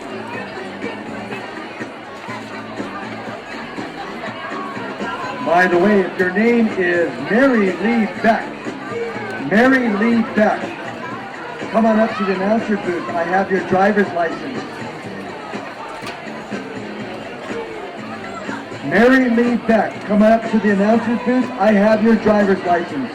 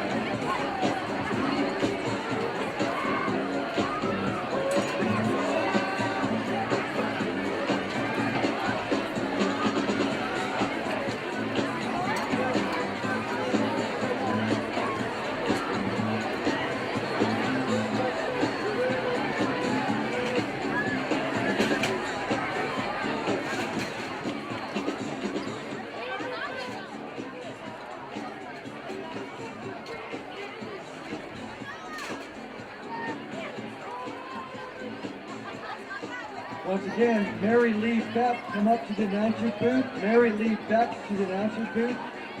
We have your driver's license.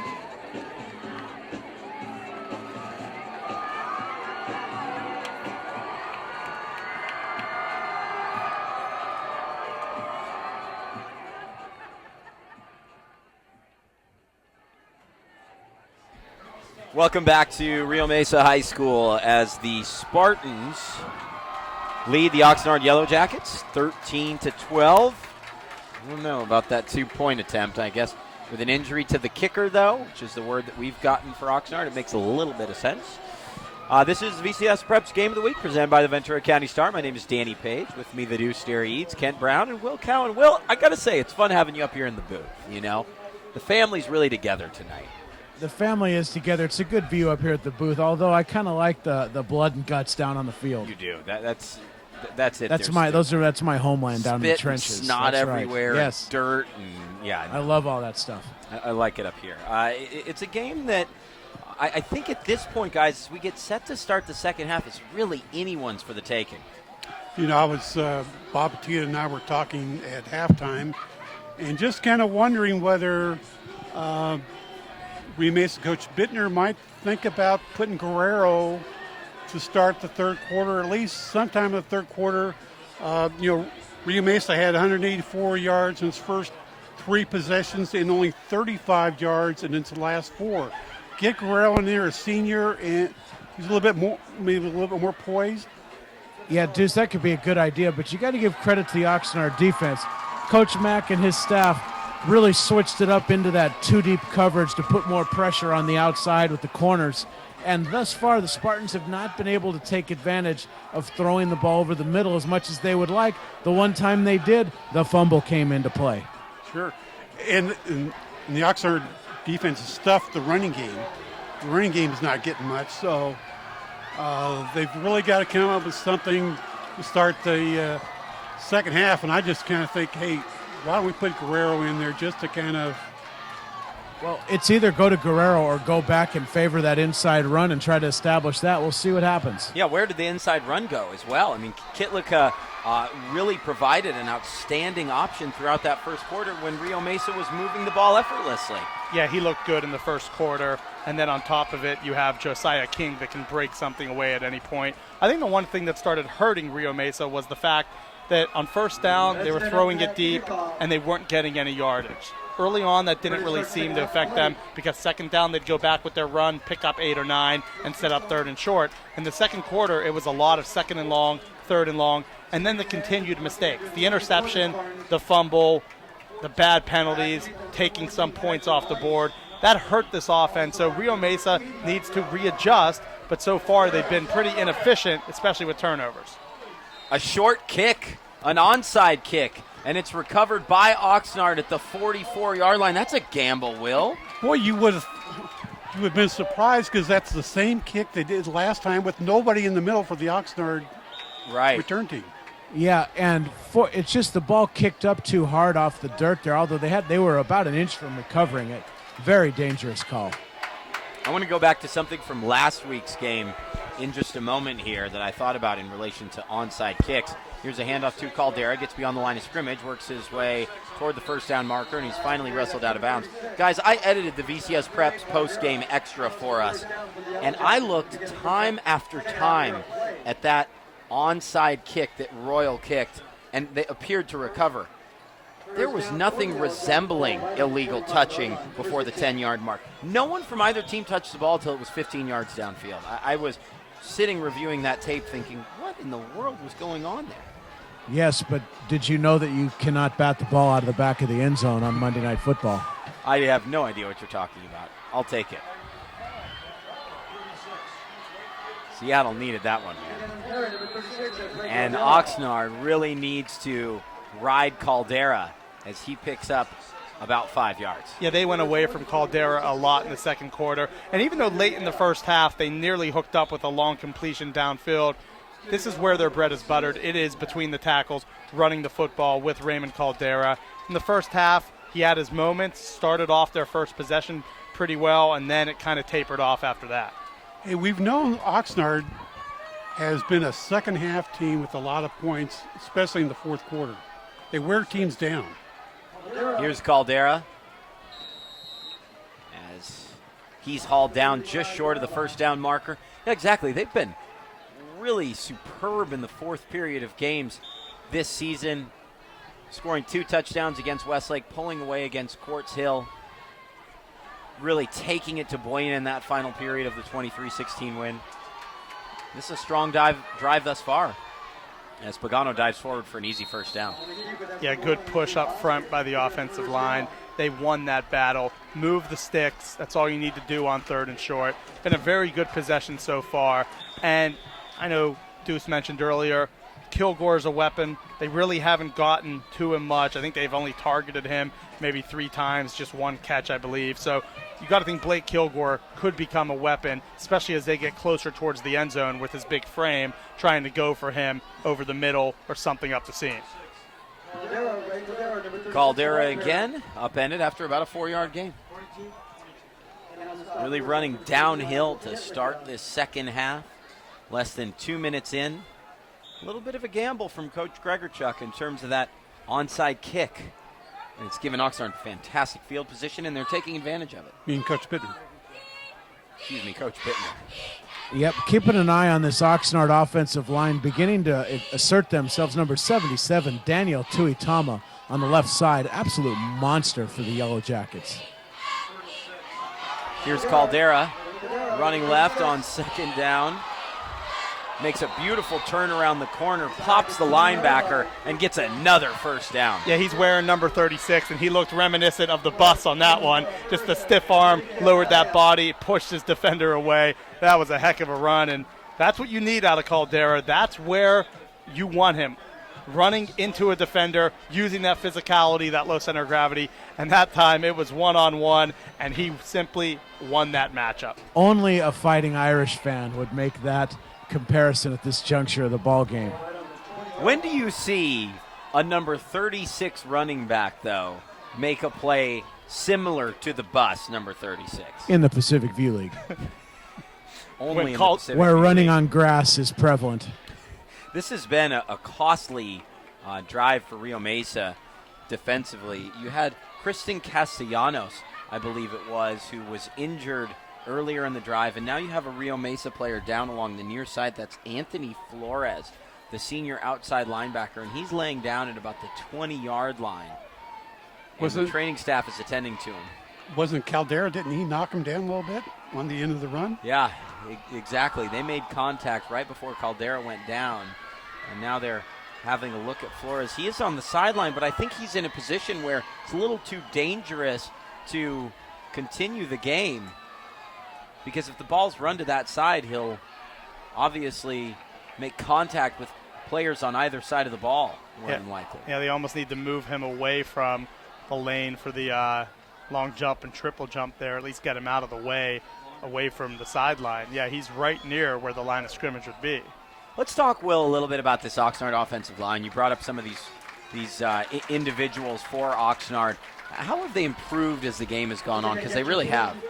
Well, they're beginning to assert themselves, and what I like, they're doing less of the pulling, and they're more downhill, really digging their feet in and setting some nice edges and blocks for big number 36. We'll just call him the bus. The bus.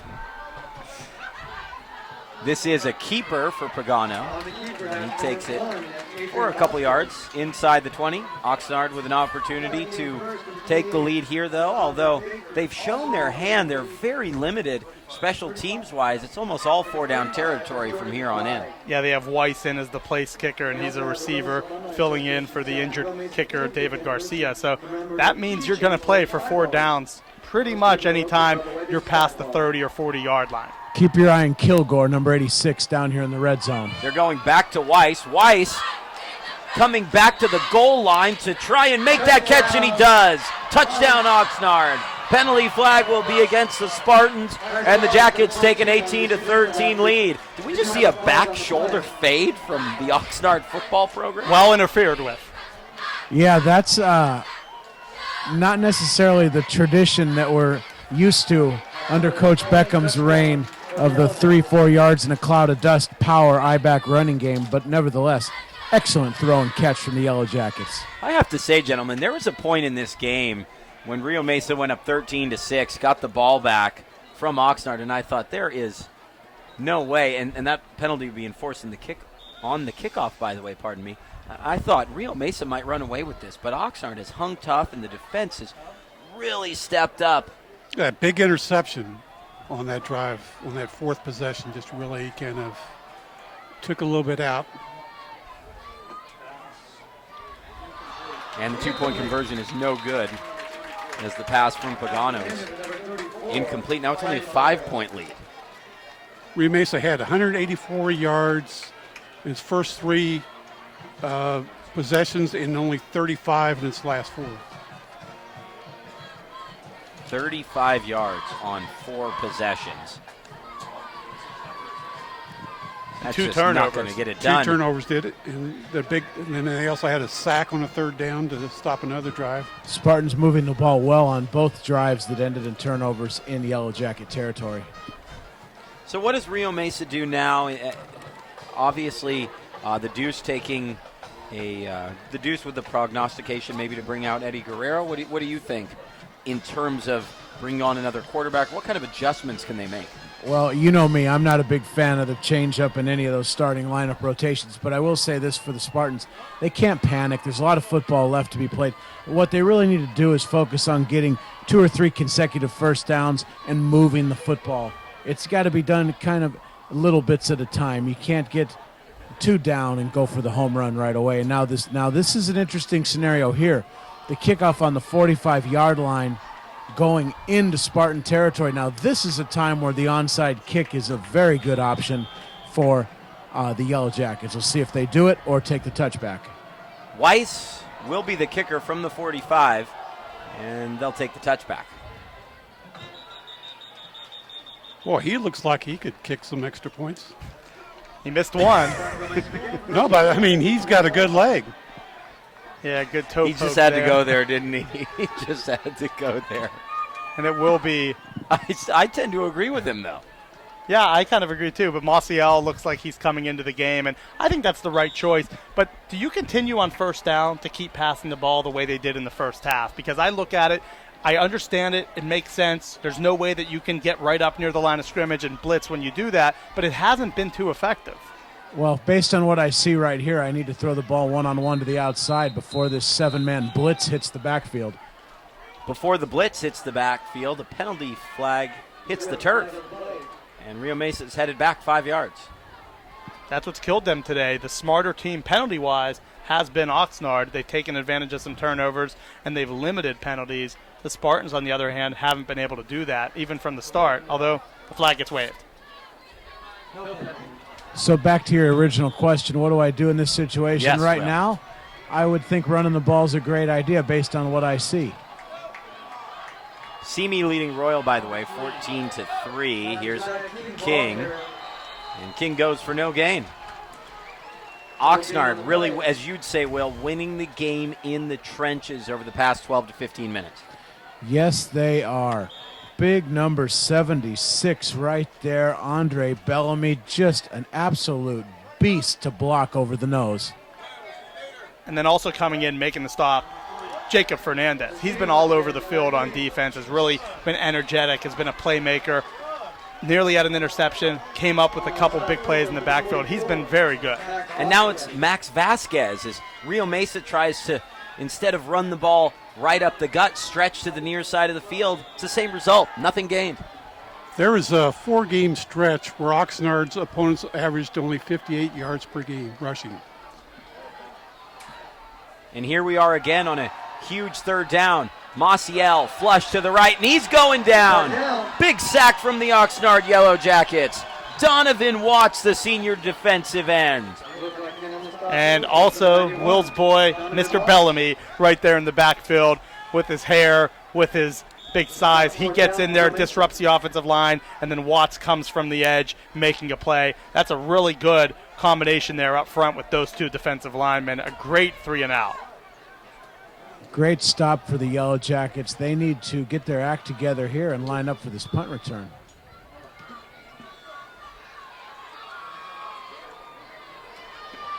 Taken along the 50-yard line and Flag. then run inside the 40. 1st and 10 for Oxnard. It's probably coming back to right around midfield, and the Yellow Jackets will start from there. Great field position, though, yet again. Certainly is for the Yellow Jackets. I'm sure they will go back to that inside zone running game and probably look to mix in a little play action pass Looks again. like this is against Rio Mesa for being on the sideline. Really, just an inexcusable penalty. And now Oxnard will be right on the doorstep of the red zone to start a drive. Another big penalty for the men in black at home in a game, league game you want to be able to win. It's been penalties from the first possession all the way till now. Unacceptable. They have to clean that up going forward because when they had a 7-point lead, you felt like, okay, the penalties didn't cost them. Now that they're down 5 points, we're entering the midway point of the third quarter. You can't keep making these mistakes. No, penalties add up, and whether they don't cost you at the time, over the duration of a long football game, they always come back to haunt you. 1st and 10 from the 31. And Oxnard has taken a timeout. Well, Oxnard has opened the third quarter with a bang. The same can be said for the Camarillo Scorpions. On the first snap of the second half, Isaiah Otis goes 68 yards for a score, then follows it up with a 2-point conversion. It's 35-7. Yeah, they looked so good when we saw them play a couple weeks ago, and they're continuing it. We mentioned they're kind of a smaller team, but they're athletic, they tackle well, and offensively, they really put so much pressure on a defense. And they are a tightly knit group. They have tremendous team chemistry. They shared a ball offensively, and their kicking game was on point when we saw them almost mistake-free against Ventura. I was very impressed with the Scorpions.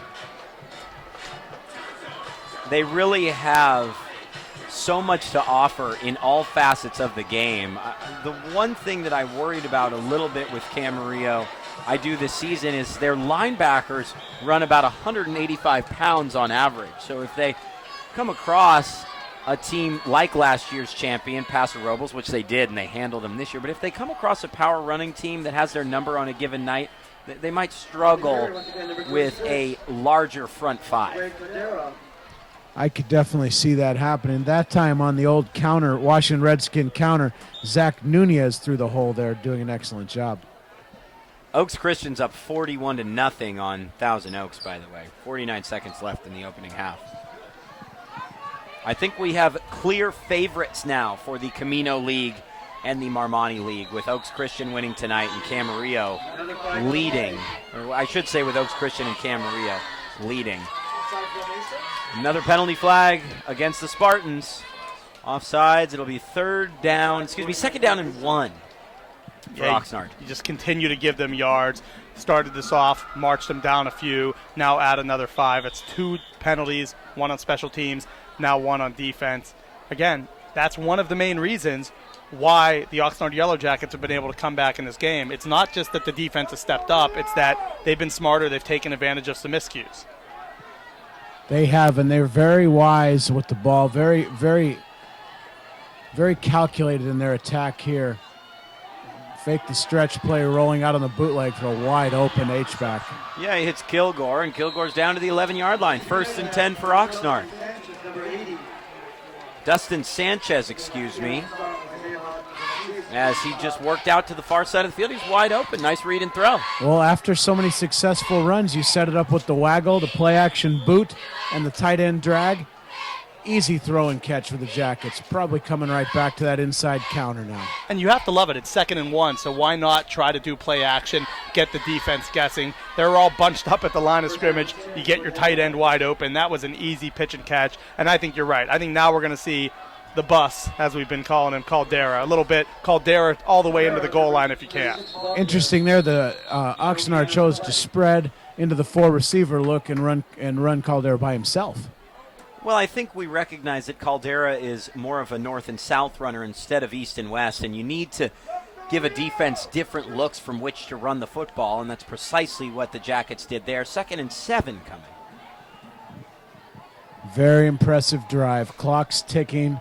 Everything is clicking just to the way Coach Mack would like this game to develop thus far. And now you would think if you're Rio Mesa, force a turnover, get a lost yardage, tackle for loss, something to stifle this offense. Hand off to Caldera, cuts it back inside the 10, goes head up with a Rio Mesa would-be tackler, and he's down all the way into the end zone. Touchdown Oxnard, 8 yards from Caldera, and they add to their advantage. It's 24-13, and Oxnard again is going for 2. That was a determined run. You as a former coach, you have to love the fact that it doesn't matter if he's hit near the line of scrimmage, lowers his shoulder pads, continues to move his leg, and then gets to the 5, gets to the 3, and next thing you know, he's pretty much carrying in 3 or 4 defenders into that end zone. He might not be the tallest guy in the world, but he's strong, and on that run he showed he's determined to get into the end zone. Raymond Caldera, every drop of that 5'7" body is determined. He's the all-time leading rusher. As we see a fade route there on the 2-point play to Kilgore, I believe. Yes, knocked out of bounds. But back to Caldera. There's a reason he's the all-time leading rusher in a school with decades of talented athletes, all the way back to the old 5th Street days. That was quite some time ago. the old location for Oxnard High School on 5th Street. But this offense will have alums from back in that day till today. Pleased with what they're seeing tonight.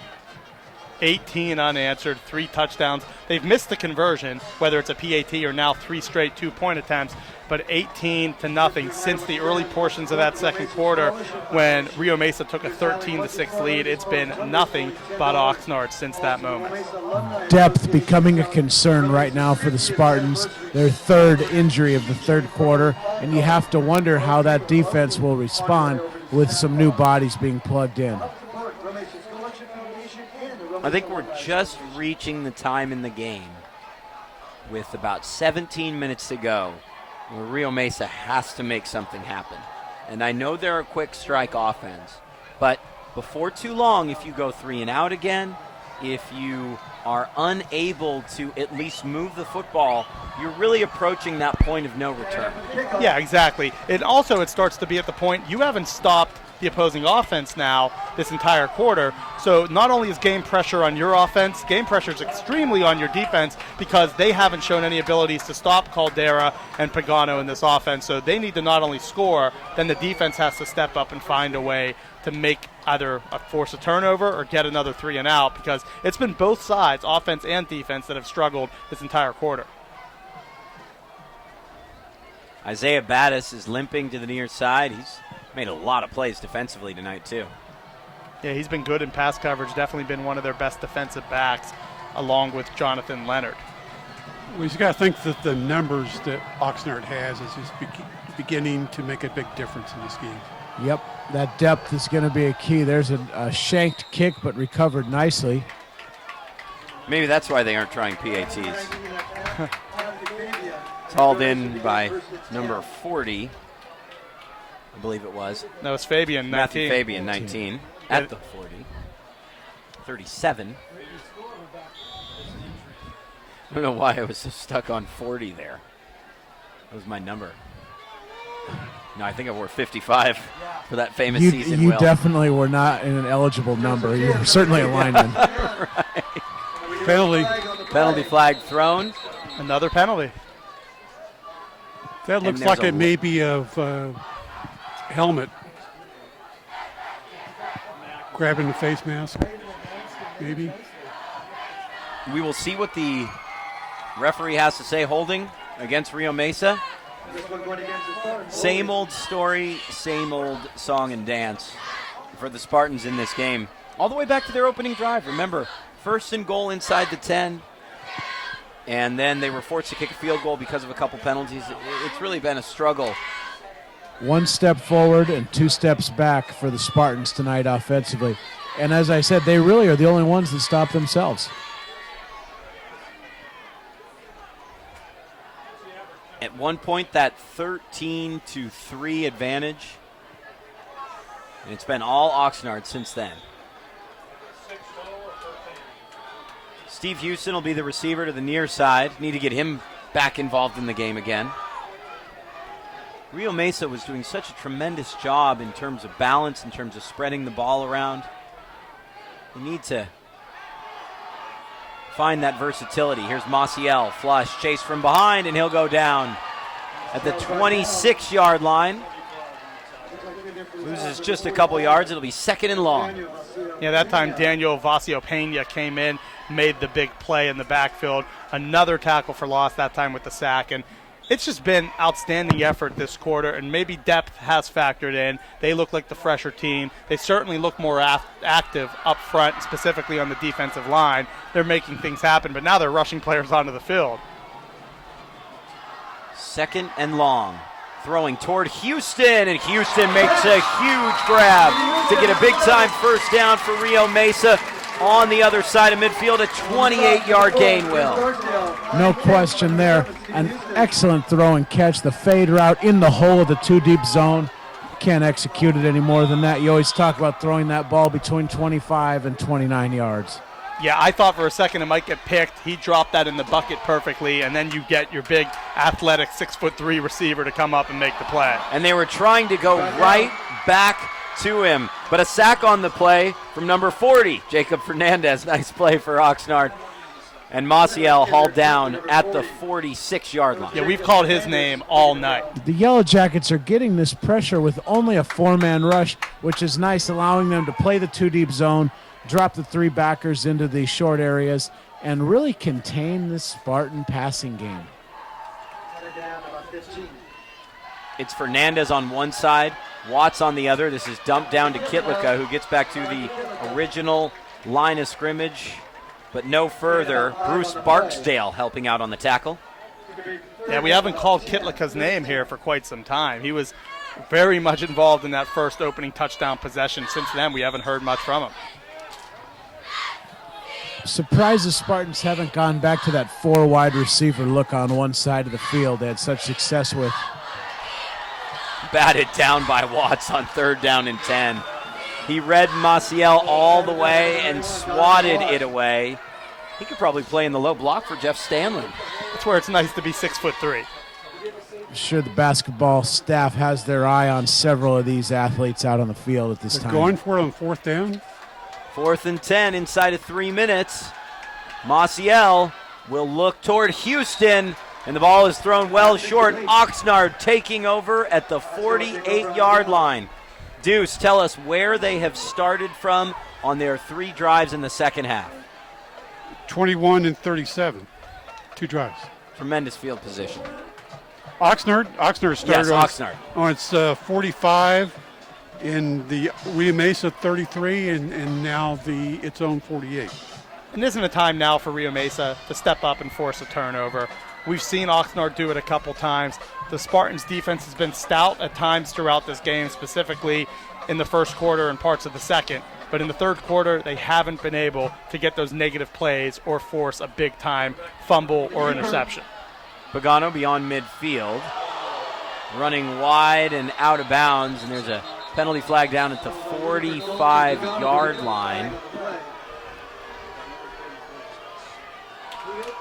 Did anybody see what the flag was for? I saw there was a big hit on the block along that far side. We can hear a sea of boos. It could be either unnecessary roughness or a block in the back, depending how it's interpreted. Well, Oxnard's the ones going back. Mm-hmm. And yeah, their fans, Yellow Jacket crowd is not too pleased with whatever it was.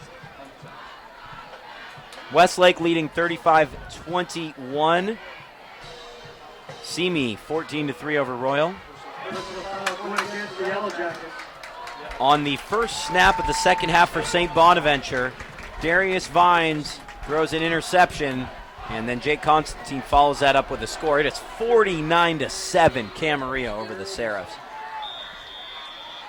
There has been an ongoing trivia question, thanks to the VCS Preps Twitter account. Who was the last Ventura County public school to beat St. Bonaventure? Does anybody beside the Deuce know? I actually got it right. We could work backwards on it. It's no one in the Channel League because I believe they ran the table there. So we're talking about the old, Tri-Valley League days? Or are we in the Marmani? Tri-Valley. We're all the way back to Tri-Valley because it didn't happen in the Marmani. Well, you would include Westlake, but Westlake's kind of, they're on the county line. Okay, so Westlake is a Westlake's LA, out. Okay. Westlake's out. So Carpinteria? It's actually. I was thinking Gokong when Carpinteria back in the late 90s or early 2000s. It's actually Nordhoff in 1996. It's been 20 years, and Carpinteria is not in Ventura County. They're, of course, in Santa Barbara County. The county line is at Bates Beach. Fascinating information. It's like Wikipedia over here, man. You're welcome. So how'd you do on the Ventura County Star trivia today? I didn't take the trivia. Did anybody do that? Oh, I did. Pitch to Caldera. Caldera has a first down to the 25-20, and Caldera fumbles the ball out of bounds. 1st and 10 for Oxnard. How'd you do on the Ventura County Star sports trivia today, Deuce? I got 10 out of 11. 10 out of 11, not bad. The only one I missed was a 1932 question. Surprise. You have the history down more than anybody else. Well, 1932 is more a Parker's era, so the Deuce wasn't on the scene yet. That was even before Parker. Not by much. Not by much. Oh, boy. Derry certainly hopes he's watching us tonight. What an incredible staff of journalists the Ventura County Star has had over the years as Pagano looks to go to the end zone. That is caught! Touchdown Oxnard! The Yellow Jackets, 17 points out in front in the Pacific View League opener. Adrian Vasquez. A nice throw from Pagano. Excellent touch, and that run game has allowed the play-action pass to work so nicely. Yeah, about a 22-yard gain. Vasquez has been a big weapon here tonight, and that's good for Oxnard because we knew going in they had weapons like Kilgore and Caldera, but now you throw Vasquez into the mix as a deep threat type of guy, and I want to stop. Extra Breaking point. news, they're going for a PAT. This would make it an 18-point game. And there's a penalty flag down. It's against Rio Mesa.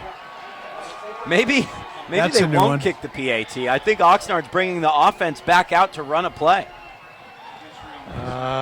They just might hand it off to Caldera here, huh? Oh, boy. They're going to need to call someone up from the soccer team, I think.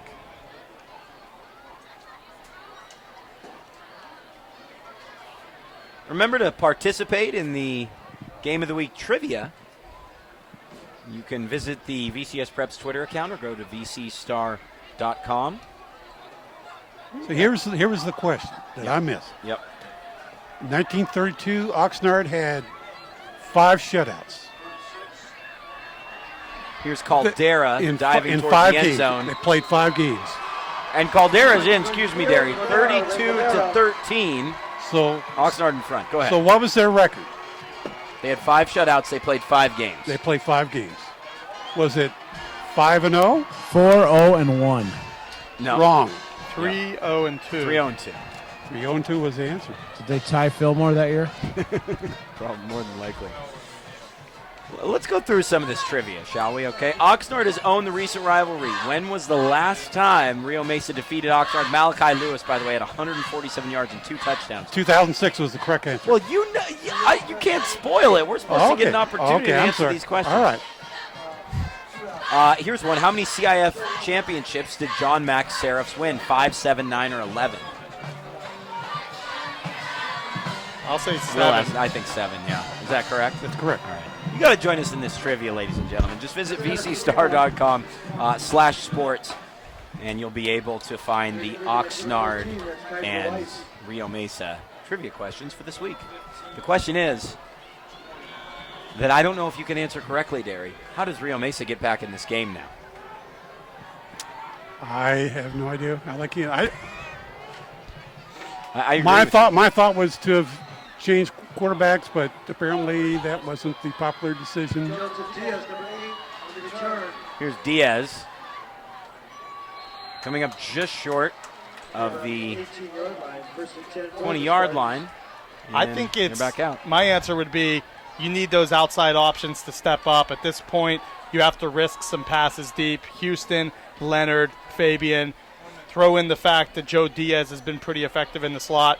Try to get the ball as deep as you can, quick points as much as possible. And then defensively, you have to hope for a bunch of 3-and-outs or a couple turnovers. But it can't be 5-6 minute drives. It needs to be quick strike drives. Yeah, and what's more concerning right now is the Spartan body language is not with the sense of urgency they need on the sideline or on the field. I'm a little surprised by that at this juncture.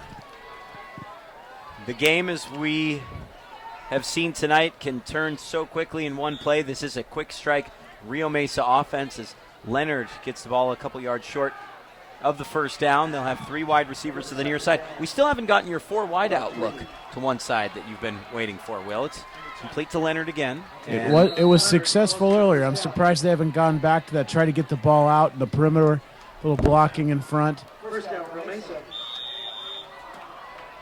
First down for Rio Mesa. Up to the 32, just over 30 seconds to go in this third quarter. Yeah, they led 13-6 with 10:30 remaining in the second quarter. Now been outscored 19. Actually, I should say 26-0 since that moment. Carried from Josiah King. Where has that been all night? Across the 46 to the 47-yard line, I believe. It's been there. I'm just amazed that they haven't gone to it more. They did early. It's been, yes. They did early, but then they stopped it. Ever since Oxnard's gone to this too deep zone, that's the area you want to attack, is right in that seam there. And King was such a difference maker in the second half against Ventura. He in the first half had carries for 2-3 yards, and then in the second half he really started to stretch plays 6, 7, 8 yards and salted the game away against the Cougars. Yeah, he's a phenomenal athlete, and if you give him a crease, he will find the daylight.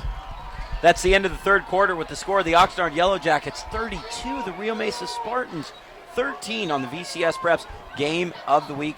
Brought to you by the Ventura County Star and VCStar.com. And VCStar.com is your local news site.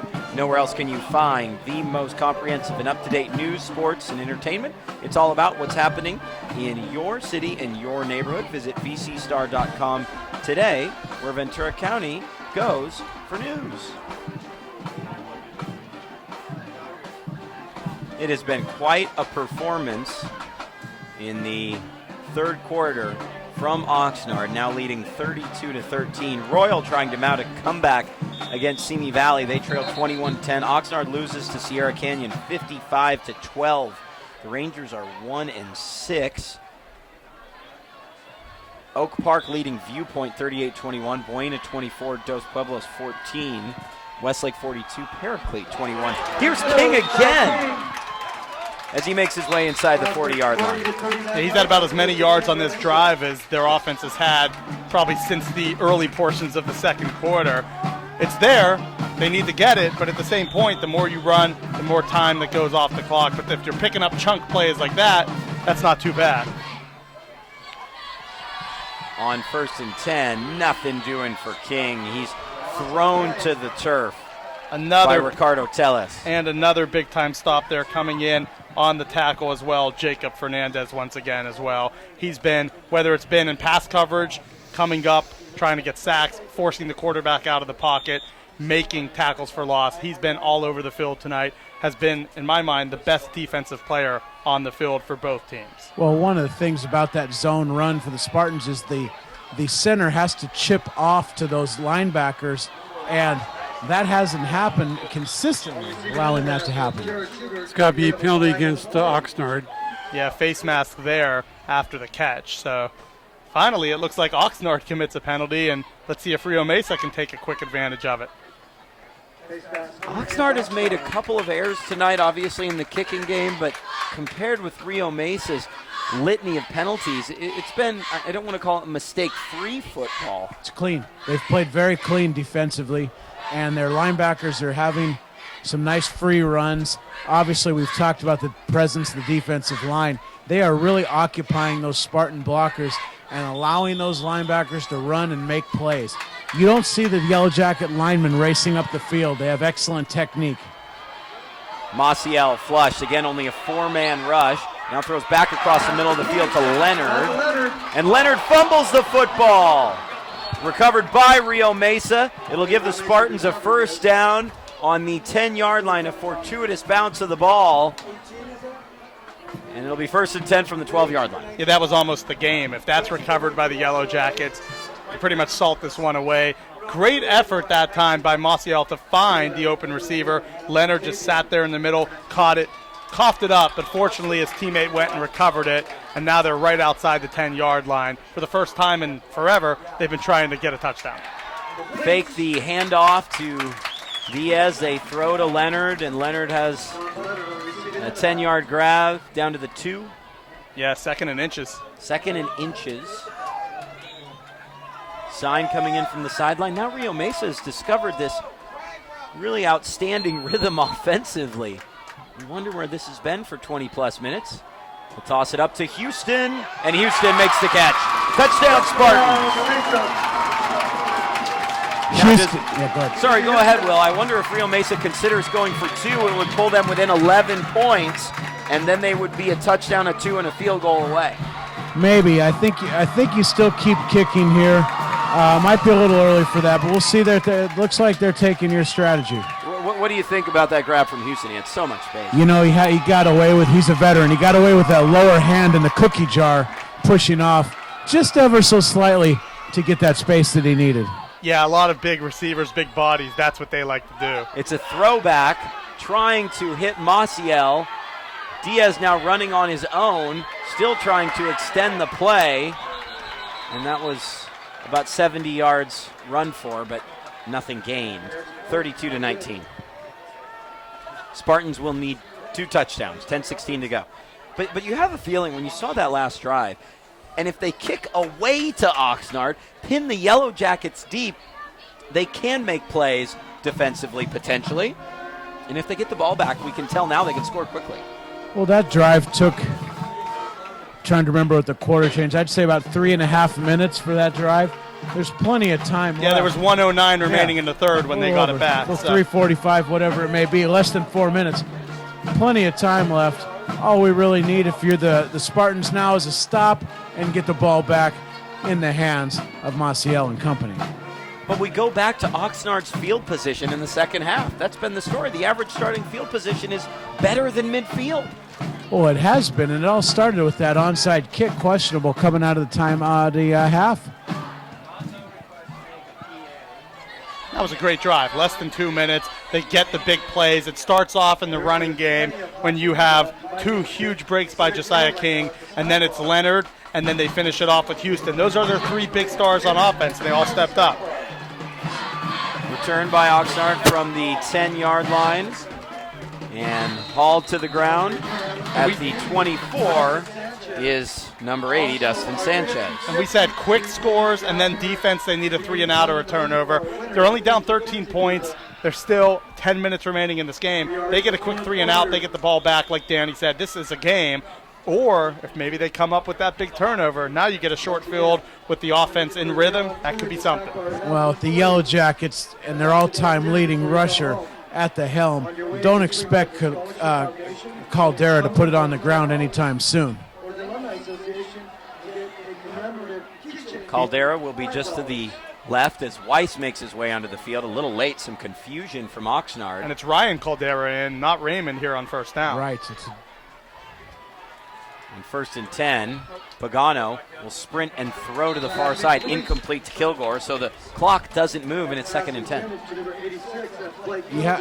You have to agree with that point, Danny. The Spartans, it's exactly what they want, is a first down incompletion. Then you get the next 2 plays in the punt. Rio Mesa is in a good position, potentially, and we didn't think we'd be saying that. They are, without question. It's a real question if that defensive front can hold up, barring all the injuries. And once again, it's Ryan Caldera in the backfield. Not sure for Raymond Caldera what's going on that sideline, but he's not in for these first 2 plays. He's standing right at the marker in terms of where the line of scrimmage is. He's about 2 yards to the right. He's got his helmet on top of his head at about the 27-yard line, Raymond Caldera. Hands on his hips. And we'll get more information if we can. 3rd down and 10. Clock running at 9.5 minutes in this Pacific View League battle between Oxnard and Rio Mesa. Pagano trying to run the clock all the way down. He gets the warning from the back judge, snaps the ball, looks to throw to Weiss, far side, and Weiss gets away and gets a big first down. Open field tackle. If you're the defense for the Spartans, you have to make that play short of the sticks. Weiss able to separate, get an extra 2 yards, pick up the crucial 3rd down. And not only does that keep the ball in your hands, it kills another minute or 2 off the clock, worst case. So a huge play by Weiss and a big missed opportunity by the Spartans. You need to come up one-on-one and make that play. Inside of 9 minutes now. Pagano will go from under center. He's certainly gotten instructions from Coach Mack to follow the signal from the back judge. It's given to Ryan Caldera again. It's great clock management, you have to say, from the Yellow Jackets. Yeah, Coach Mack, one of the all-time winningest coaches in the CIF. I think he is well-versed in managing the clock with big leads. 189 wins, 7 CIF titles, Ticket number 163 in 17 seasons at St. Bonaventure. 5365. It is a blue ticket. Come up to the top for your 300. We have a leader in the Pacific View League. Pacifica is 1-0 in league. They beat Channel Islands 42-0. Buena atop the Channel League. They defeat Dos Pueblos 24-14. Quick throw to Kilgore, and Kilgore gets 3 yards, but the clock will continue to run. Good use of the clock again by the Yellow Jackets. Those quick flips to the slot are just as good as a run play. Exactly. The one was incomplete to Kilgore, but since then they're doing high percentage near the line of scrimmage throws. And so even if it's stuffed for 1 or 2 yards, as you said, that clock moves another 35, 40 seconds, and you can get the snap off and try to play for field position here. And we've seen some bad punts, but we've seen one really excellent punt that kind of changed the whole field position dynamic there in the first half. Rio Mesa in serious need of a stop. Pagano will roll to the right side. He'll complete the pass for a first down. 2 big throws on third down as Dustin Sanchez makes the grab, and Oxnard is now in Rio Mesa territory. You have to wonder what the Spartan defense is thinking. They're a soft 3-deep zone, 1 outside defender to cover 2 receivers. Not necessarily what you would expect late in the fourth quarter when you need a stop. Where is that pressure man-to-man that we saw earlier? Yeah, Sanchez caught that, and he had nobody near him until he hit the sticks. That can't happen if you're the defense, and that time that was an easy throw, high percentage by Pagano, and a simple read by Sanchez to just turn upfield and pick up the first. Yeah, the Yellow Jackets. Ray Caldero. There's Raymond. Yeah, Caldera down inside the 30-yard line, and Oxnard just continuing to move the ball against Rio. But back to that pass there, the Spartans in a soft zone, 1 defender to cover 2 people. That's a hard proposition for anybody. Yeah, now down 13. Worst case, you have to try to hold them to a field goal attempt, although the fact that they haven't been going for PATs, I can't imagine they're going to go for any sort of field goal. So I would think this is 4-down territory no matter what for Oxnard. So Rio Mesa just needs to step up here and hold them out. They're going to get a big dose of Caldera here for the remainder of this 6 minutes and 43 seconds. You think they were just giving him a breather there, those first 5 or 6 plays? It's weird he wasn't in until that last play. Caldera down to the 25, and he's tripped up right around the 20-yard line. It's hard to say, but, you know, when you got 82 guys out there, you got to maybe share the reps a little bit and keep those running backs ready to play at any time. Well, hopefully next week there's 83, someone that can kick PAT. 21 carries for 137 yards for Mr. Caldera. Yeah, he's been effective, really stepped up here in the second half. And this has been such a good possession, 2 for 2 on third downs, only 1 incompletion. Everything else has been either a short gain or a big run. So it's just been the type of possession you want, trying to answer that big-time Rio Mesa touchdown. This has just been a tremendous drive in terms of the amount of time that has elapsed from the clock.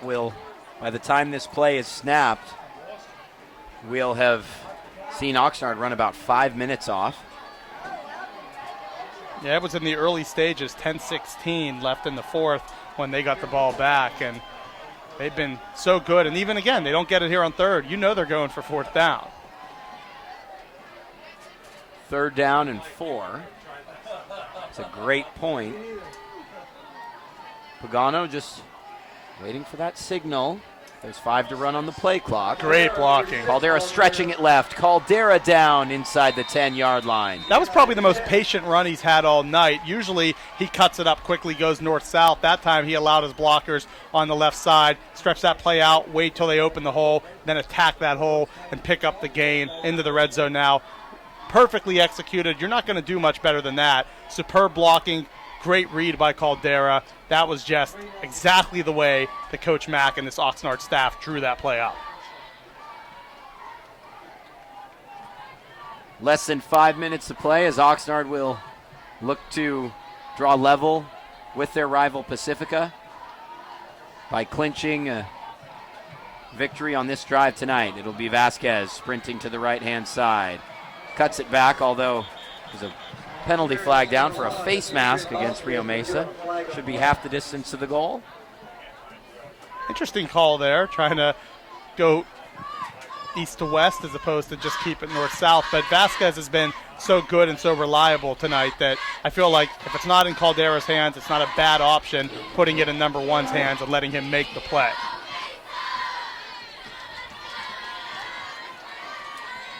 Maybe try to stretch the defense just a bit. Vasquez was tackled in play as Jonathan Leonard is now helped to the sideline. Rio Mesa has had a number of injuries in the second half as well. Well, this is kind of what we were talking about midway part of this game is the physicality of Oxnard really taking over and just wearing down the Rio Mesa defense. And they've just really done that very effective this whole second half. It's what Oxnard has done when they've won games. This is how they've won it. Yeah, they've been a fourth quarter team, and they're looking like it here. Caldera bounces off one, charges into the end zone. Touchdown, Oxnard. The Jackets are well on their way to joining Pacifica atop the Pacific View League. A 6-minute drive. They march the length of the field, and they lead 38-19. Caldera has just been special here in the second half. Really all season he's been outstanding, but you can tell he wanted this drive, and he said, when I come in, put the game on my back, hand the ball off to me, and I'll take care of things. Picked up about 25 on his first carry, and then just chunk play after chunk play. Couple penalties, put it closer, and then he capped it off there with the short run. He has over 100 yards in this half. On a week where the USC Trojans get beat at home in a big upset, I got to go back to that Camarillo St. Bonaventure score. That is a very similar result, very comparable between the two. The faithful for both of those programs are certainly a bit concerned on Twitter at the moment. Yeah, it is a bit of a firestorm on Twitter at this point, 49-13. St. Bonaventure doesn't lose to anyone by that score. I mean, I remember doing a CIF quarterfinal between Long Beach Poly and St. Bonaventure. Oh, by the way, that Long Beach Poly team had Juju Smith on it as their captain, and Iman Marshall, both of which play D1 football for USC. But and I think the final score was something along the lines of 34-0. But to trail a Ventura County public school 49-13, staggering.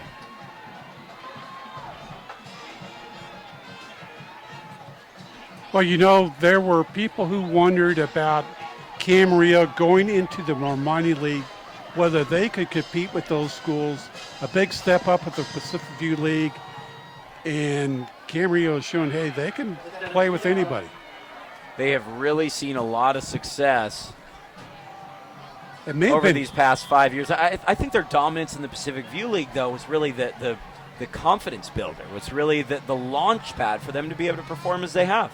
Well, it's probably moving into the Marmani League is probably what this program. League.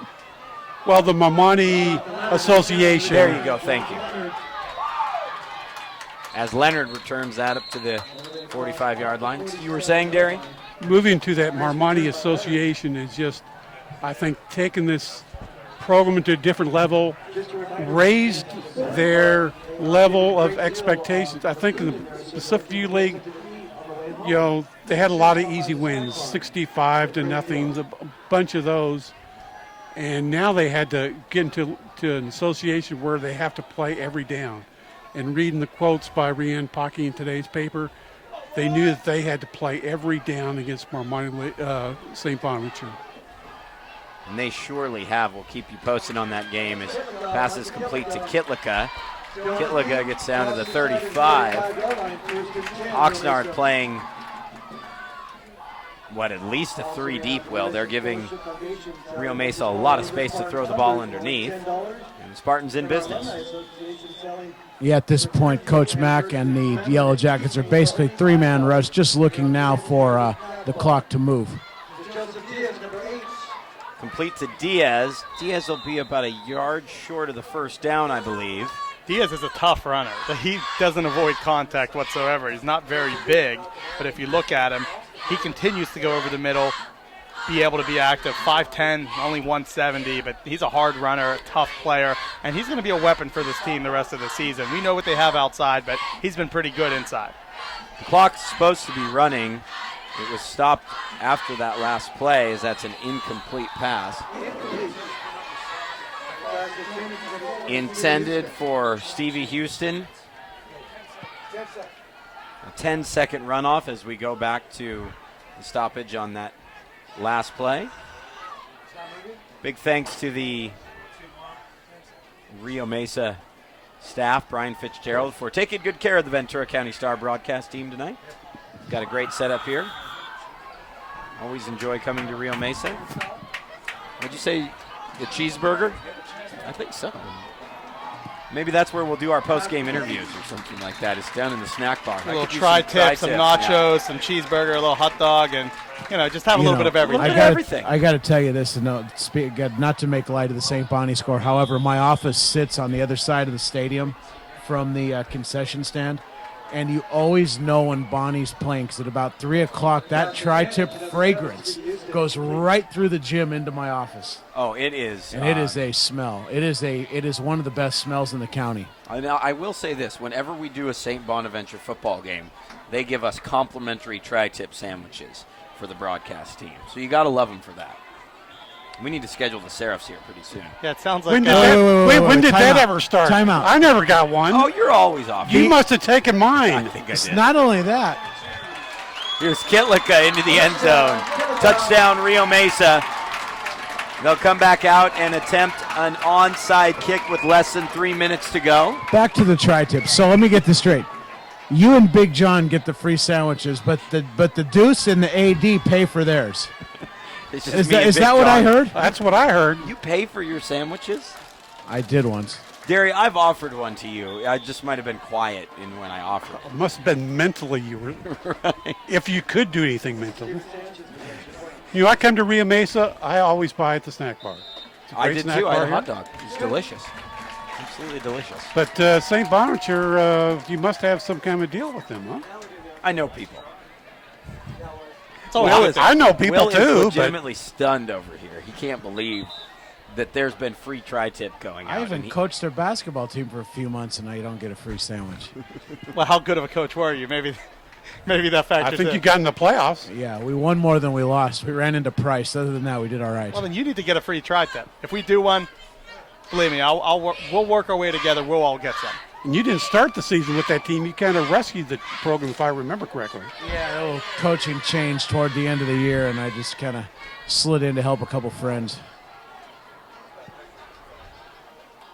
St. Bonnie is pulled to within 49-20 with 2:30 left. There was a running clock through most of the fourth quarter. Wow. When's the last time that has happened?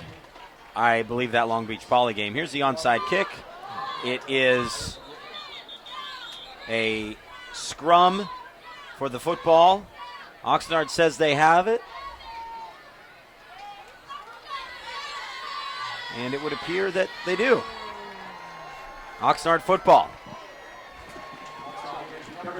So the Yellow Jackets will just salt this game away. Boy, that last drive from Pagano was really impressive.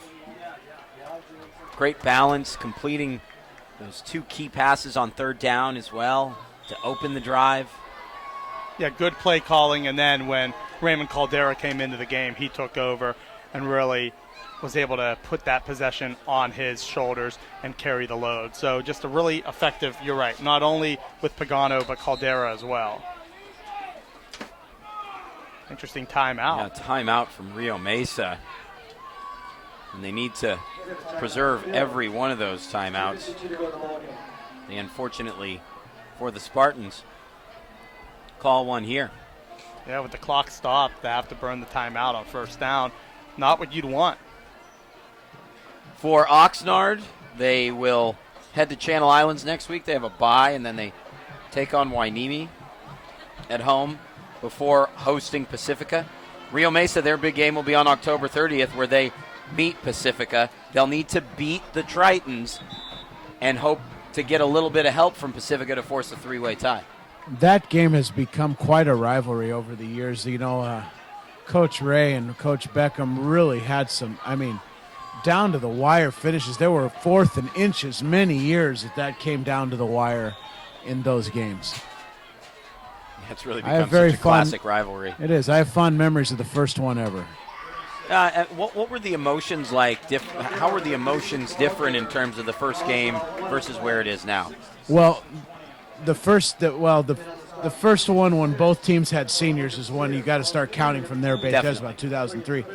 And that was interesting because our team, I was the coach then, was comprised of players that began high school at Rio and at Oxnard. So and as seniors, when you go to play those games, the emotions were very high, but the community and the tradition of the rivalry wasn't there yet. But now it's a must-see event for those the Triton and Yellow Jacket faithful. It was a tough job to inherit, Will, because I remember they had another head coach who started the program, and then the year before, right. That was like the year before the varsity started. Yeah, that's right. Like the second or third year of the school opened. Yeah, he was slated to be the head coach, and one thing leads to the next, and it's a month out of spring ball, and I guess I was a nice guy that volunteered for that. But no, it was a good experience. You learn from things every step of the way, but I can remember when we were fortunate enough to beat Oxnard in that first time we played the Gonzales Road Bowl. Back then, 104.7, Rico and Mambo sponsored the game and all these different things, and it was exciting. But it has taken off since then, and I cannot believe the following that has developed. Both schools have done a nice job playing that rivalry up. Yep.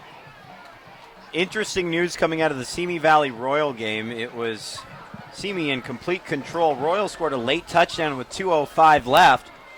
The Highlanders line up for an onside kick, and what do you think happens?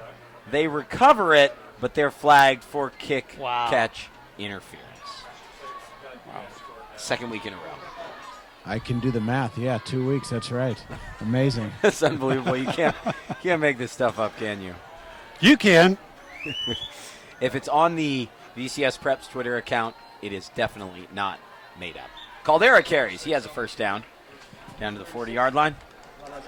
And that will just about do it for this one, gentlemen. Yeah, I think basically the main difference was in the second half, Oxnard was able to dictate what they wanted to do, whether it was offensively, defensively. On defense specifically, they were able to get into the backfield, get tackles for loss, come up with some plays, sacks. Rio Mesa was never able to get that done here in the second half. And then offensively, Caldera, huge game. Adrian Vasquez, kind of an underrated performance here tonight, stepped up huge. Usually it's Kilgore and it's Caldera, the two names we're calling. A lot of Vasquez tonight. He was a big help there on the outside. And then a pretty solid game overall by Pagano. Early on, kind of a mixed bag, and then by midway through the second quarter, all the way until now, very, very solid ending of this game by Dalton Pagano. Yeah, and Pagano's ability to manage the clock and just not turn the ball over, props to him. Excellent execution. Couldn't agree more. He came in with 5 interceptions. He took a couple of pretty significant hits tonight, too. Hung on to the football. It was really a comprehensive performance, and now he's in victory formation. Steps back, takes a knee. And Oxnard will get a huge Pacific View League win in John Mack's first game. They trailed 13-6 early on, and they never looked back in this 38-26 league game. Pagano under center, takes the snap, takes a knee, and it's been a night all about statements from Camarillo to Oaks Christian and back here for Oxnard. The Yellow Jackets jump out in front in the Pacific View League race in John Mack's opening league game. They win 38-26. And just as we close things out, I think it's a little poetic that St. Bonaventure loses to a public school for the first time in 20 years of Ventura County Public School. And John Mack gets his first league win for a Ventura County Public School. Who would have thought all these years later? Deuce, your final thoughts? I think the Oxnard defense just really took control of this game about midway in the second quarter and just really dominated the rest of the game. Yeah, for me it was not only the defense, but late in the game, whenever it looked like Rio Mesa was making a move, it was Caldera, it was that offensive line, took over, won the battle up front, and that ultimately, they were the smarter team, they made less mistakes, they earned the win. Speaking of mistakes, for me, the key in the game was Rio Mesa's inability to maintain possession of the ball. The penalties, the fumbles, just very costly. But the good news for the Spartans are they're a very talented team, and if they can rectify that, they could be a handful in the playoffs. They'll need to beat Pacifica if they want a shot at the league. They'll need to beat Pacifica and hope that Pacifica upsets Oxnard, forcing a three-way tie. But still, they can be a tough out in the postseason no matter what. Absolutely. With 3 teams in the playoffs from the Pacific View League, I don't know that anyone wants to play any of those 3 teams anytime soon in the playoffs with the amount of speed on the field. Exactly right. Sorry, Deuce, go ahead. I think Oxnard's running game nullified some of that speed by Rio Mesa because he was able to really get inside and just get some big yards for him. Yeah, the Oxnard running game was really able to keep that clock moving, and it set up all the big pass plays. And that's really the key of the game for Oxnard, the management, the inside run, mixing in the counters, and then the play-action pass. The Oxnard Yellow Jackets move to 4-3 on the year. Rio Mesa falls to 3-4. Big thanks to our producer, Anthony Placencia. We'll have a VCS Preps post-game extra up on VCStar.com for you over the weekend. For our entire broadcast team, Will Cowan, Derry Eads, and Kent Brown, my name is Danny Page. It's been a blast, guys. We'll see you next week. Good night.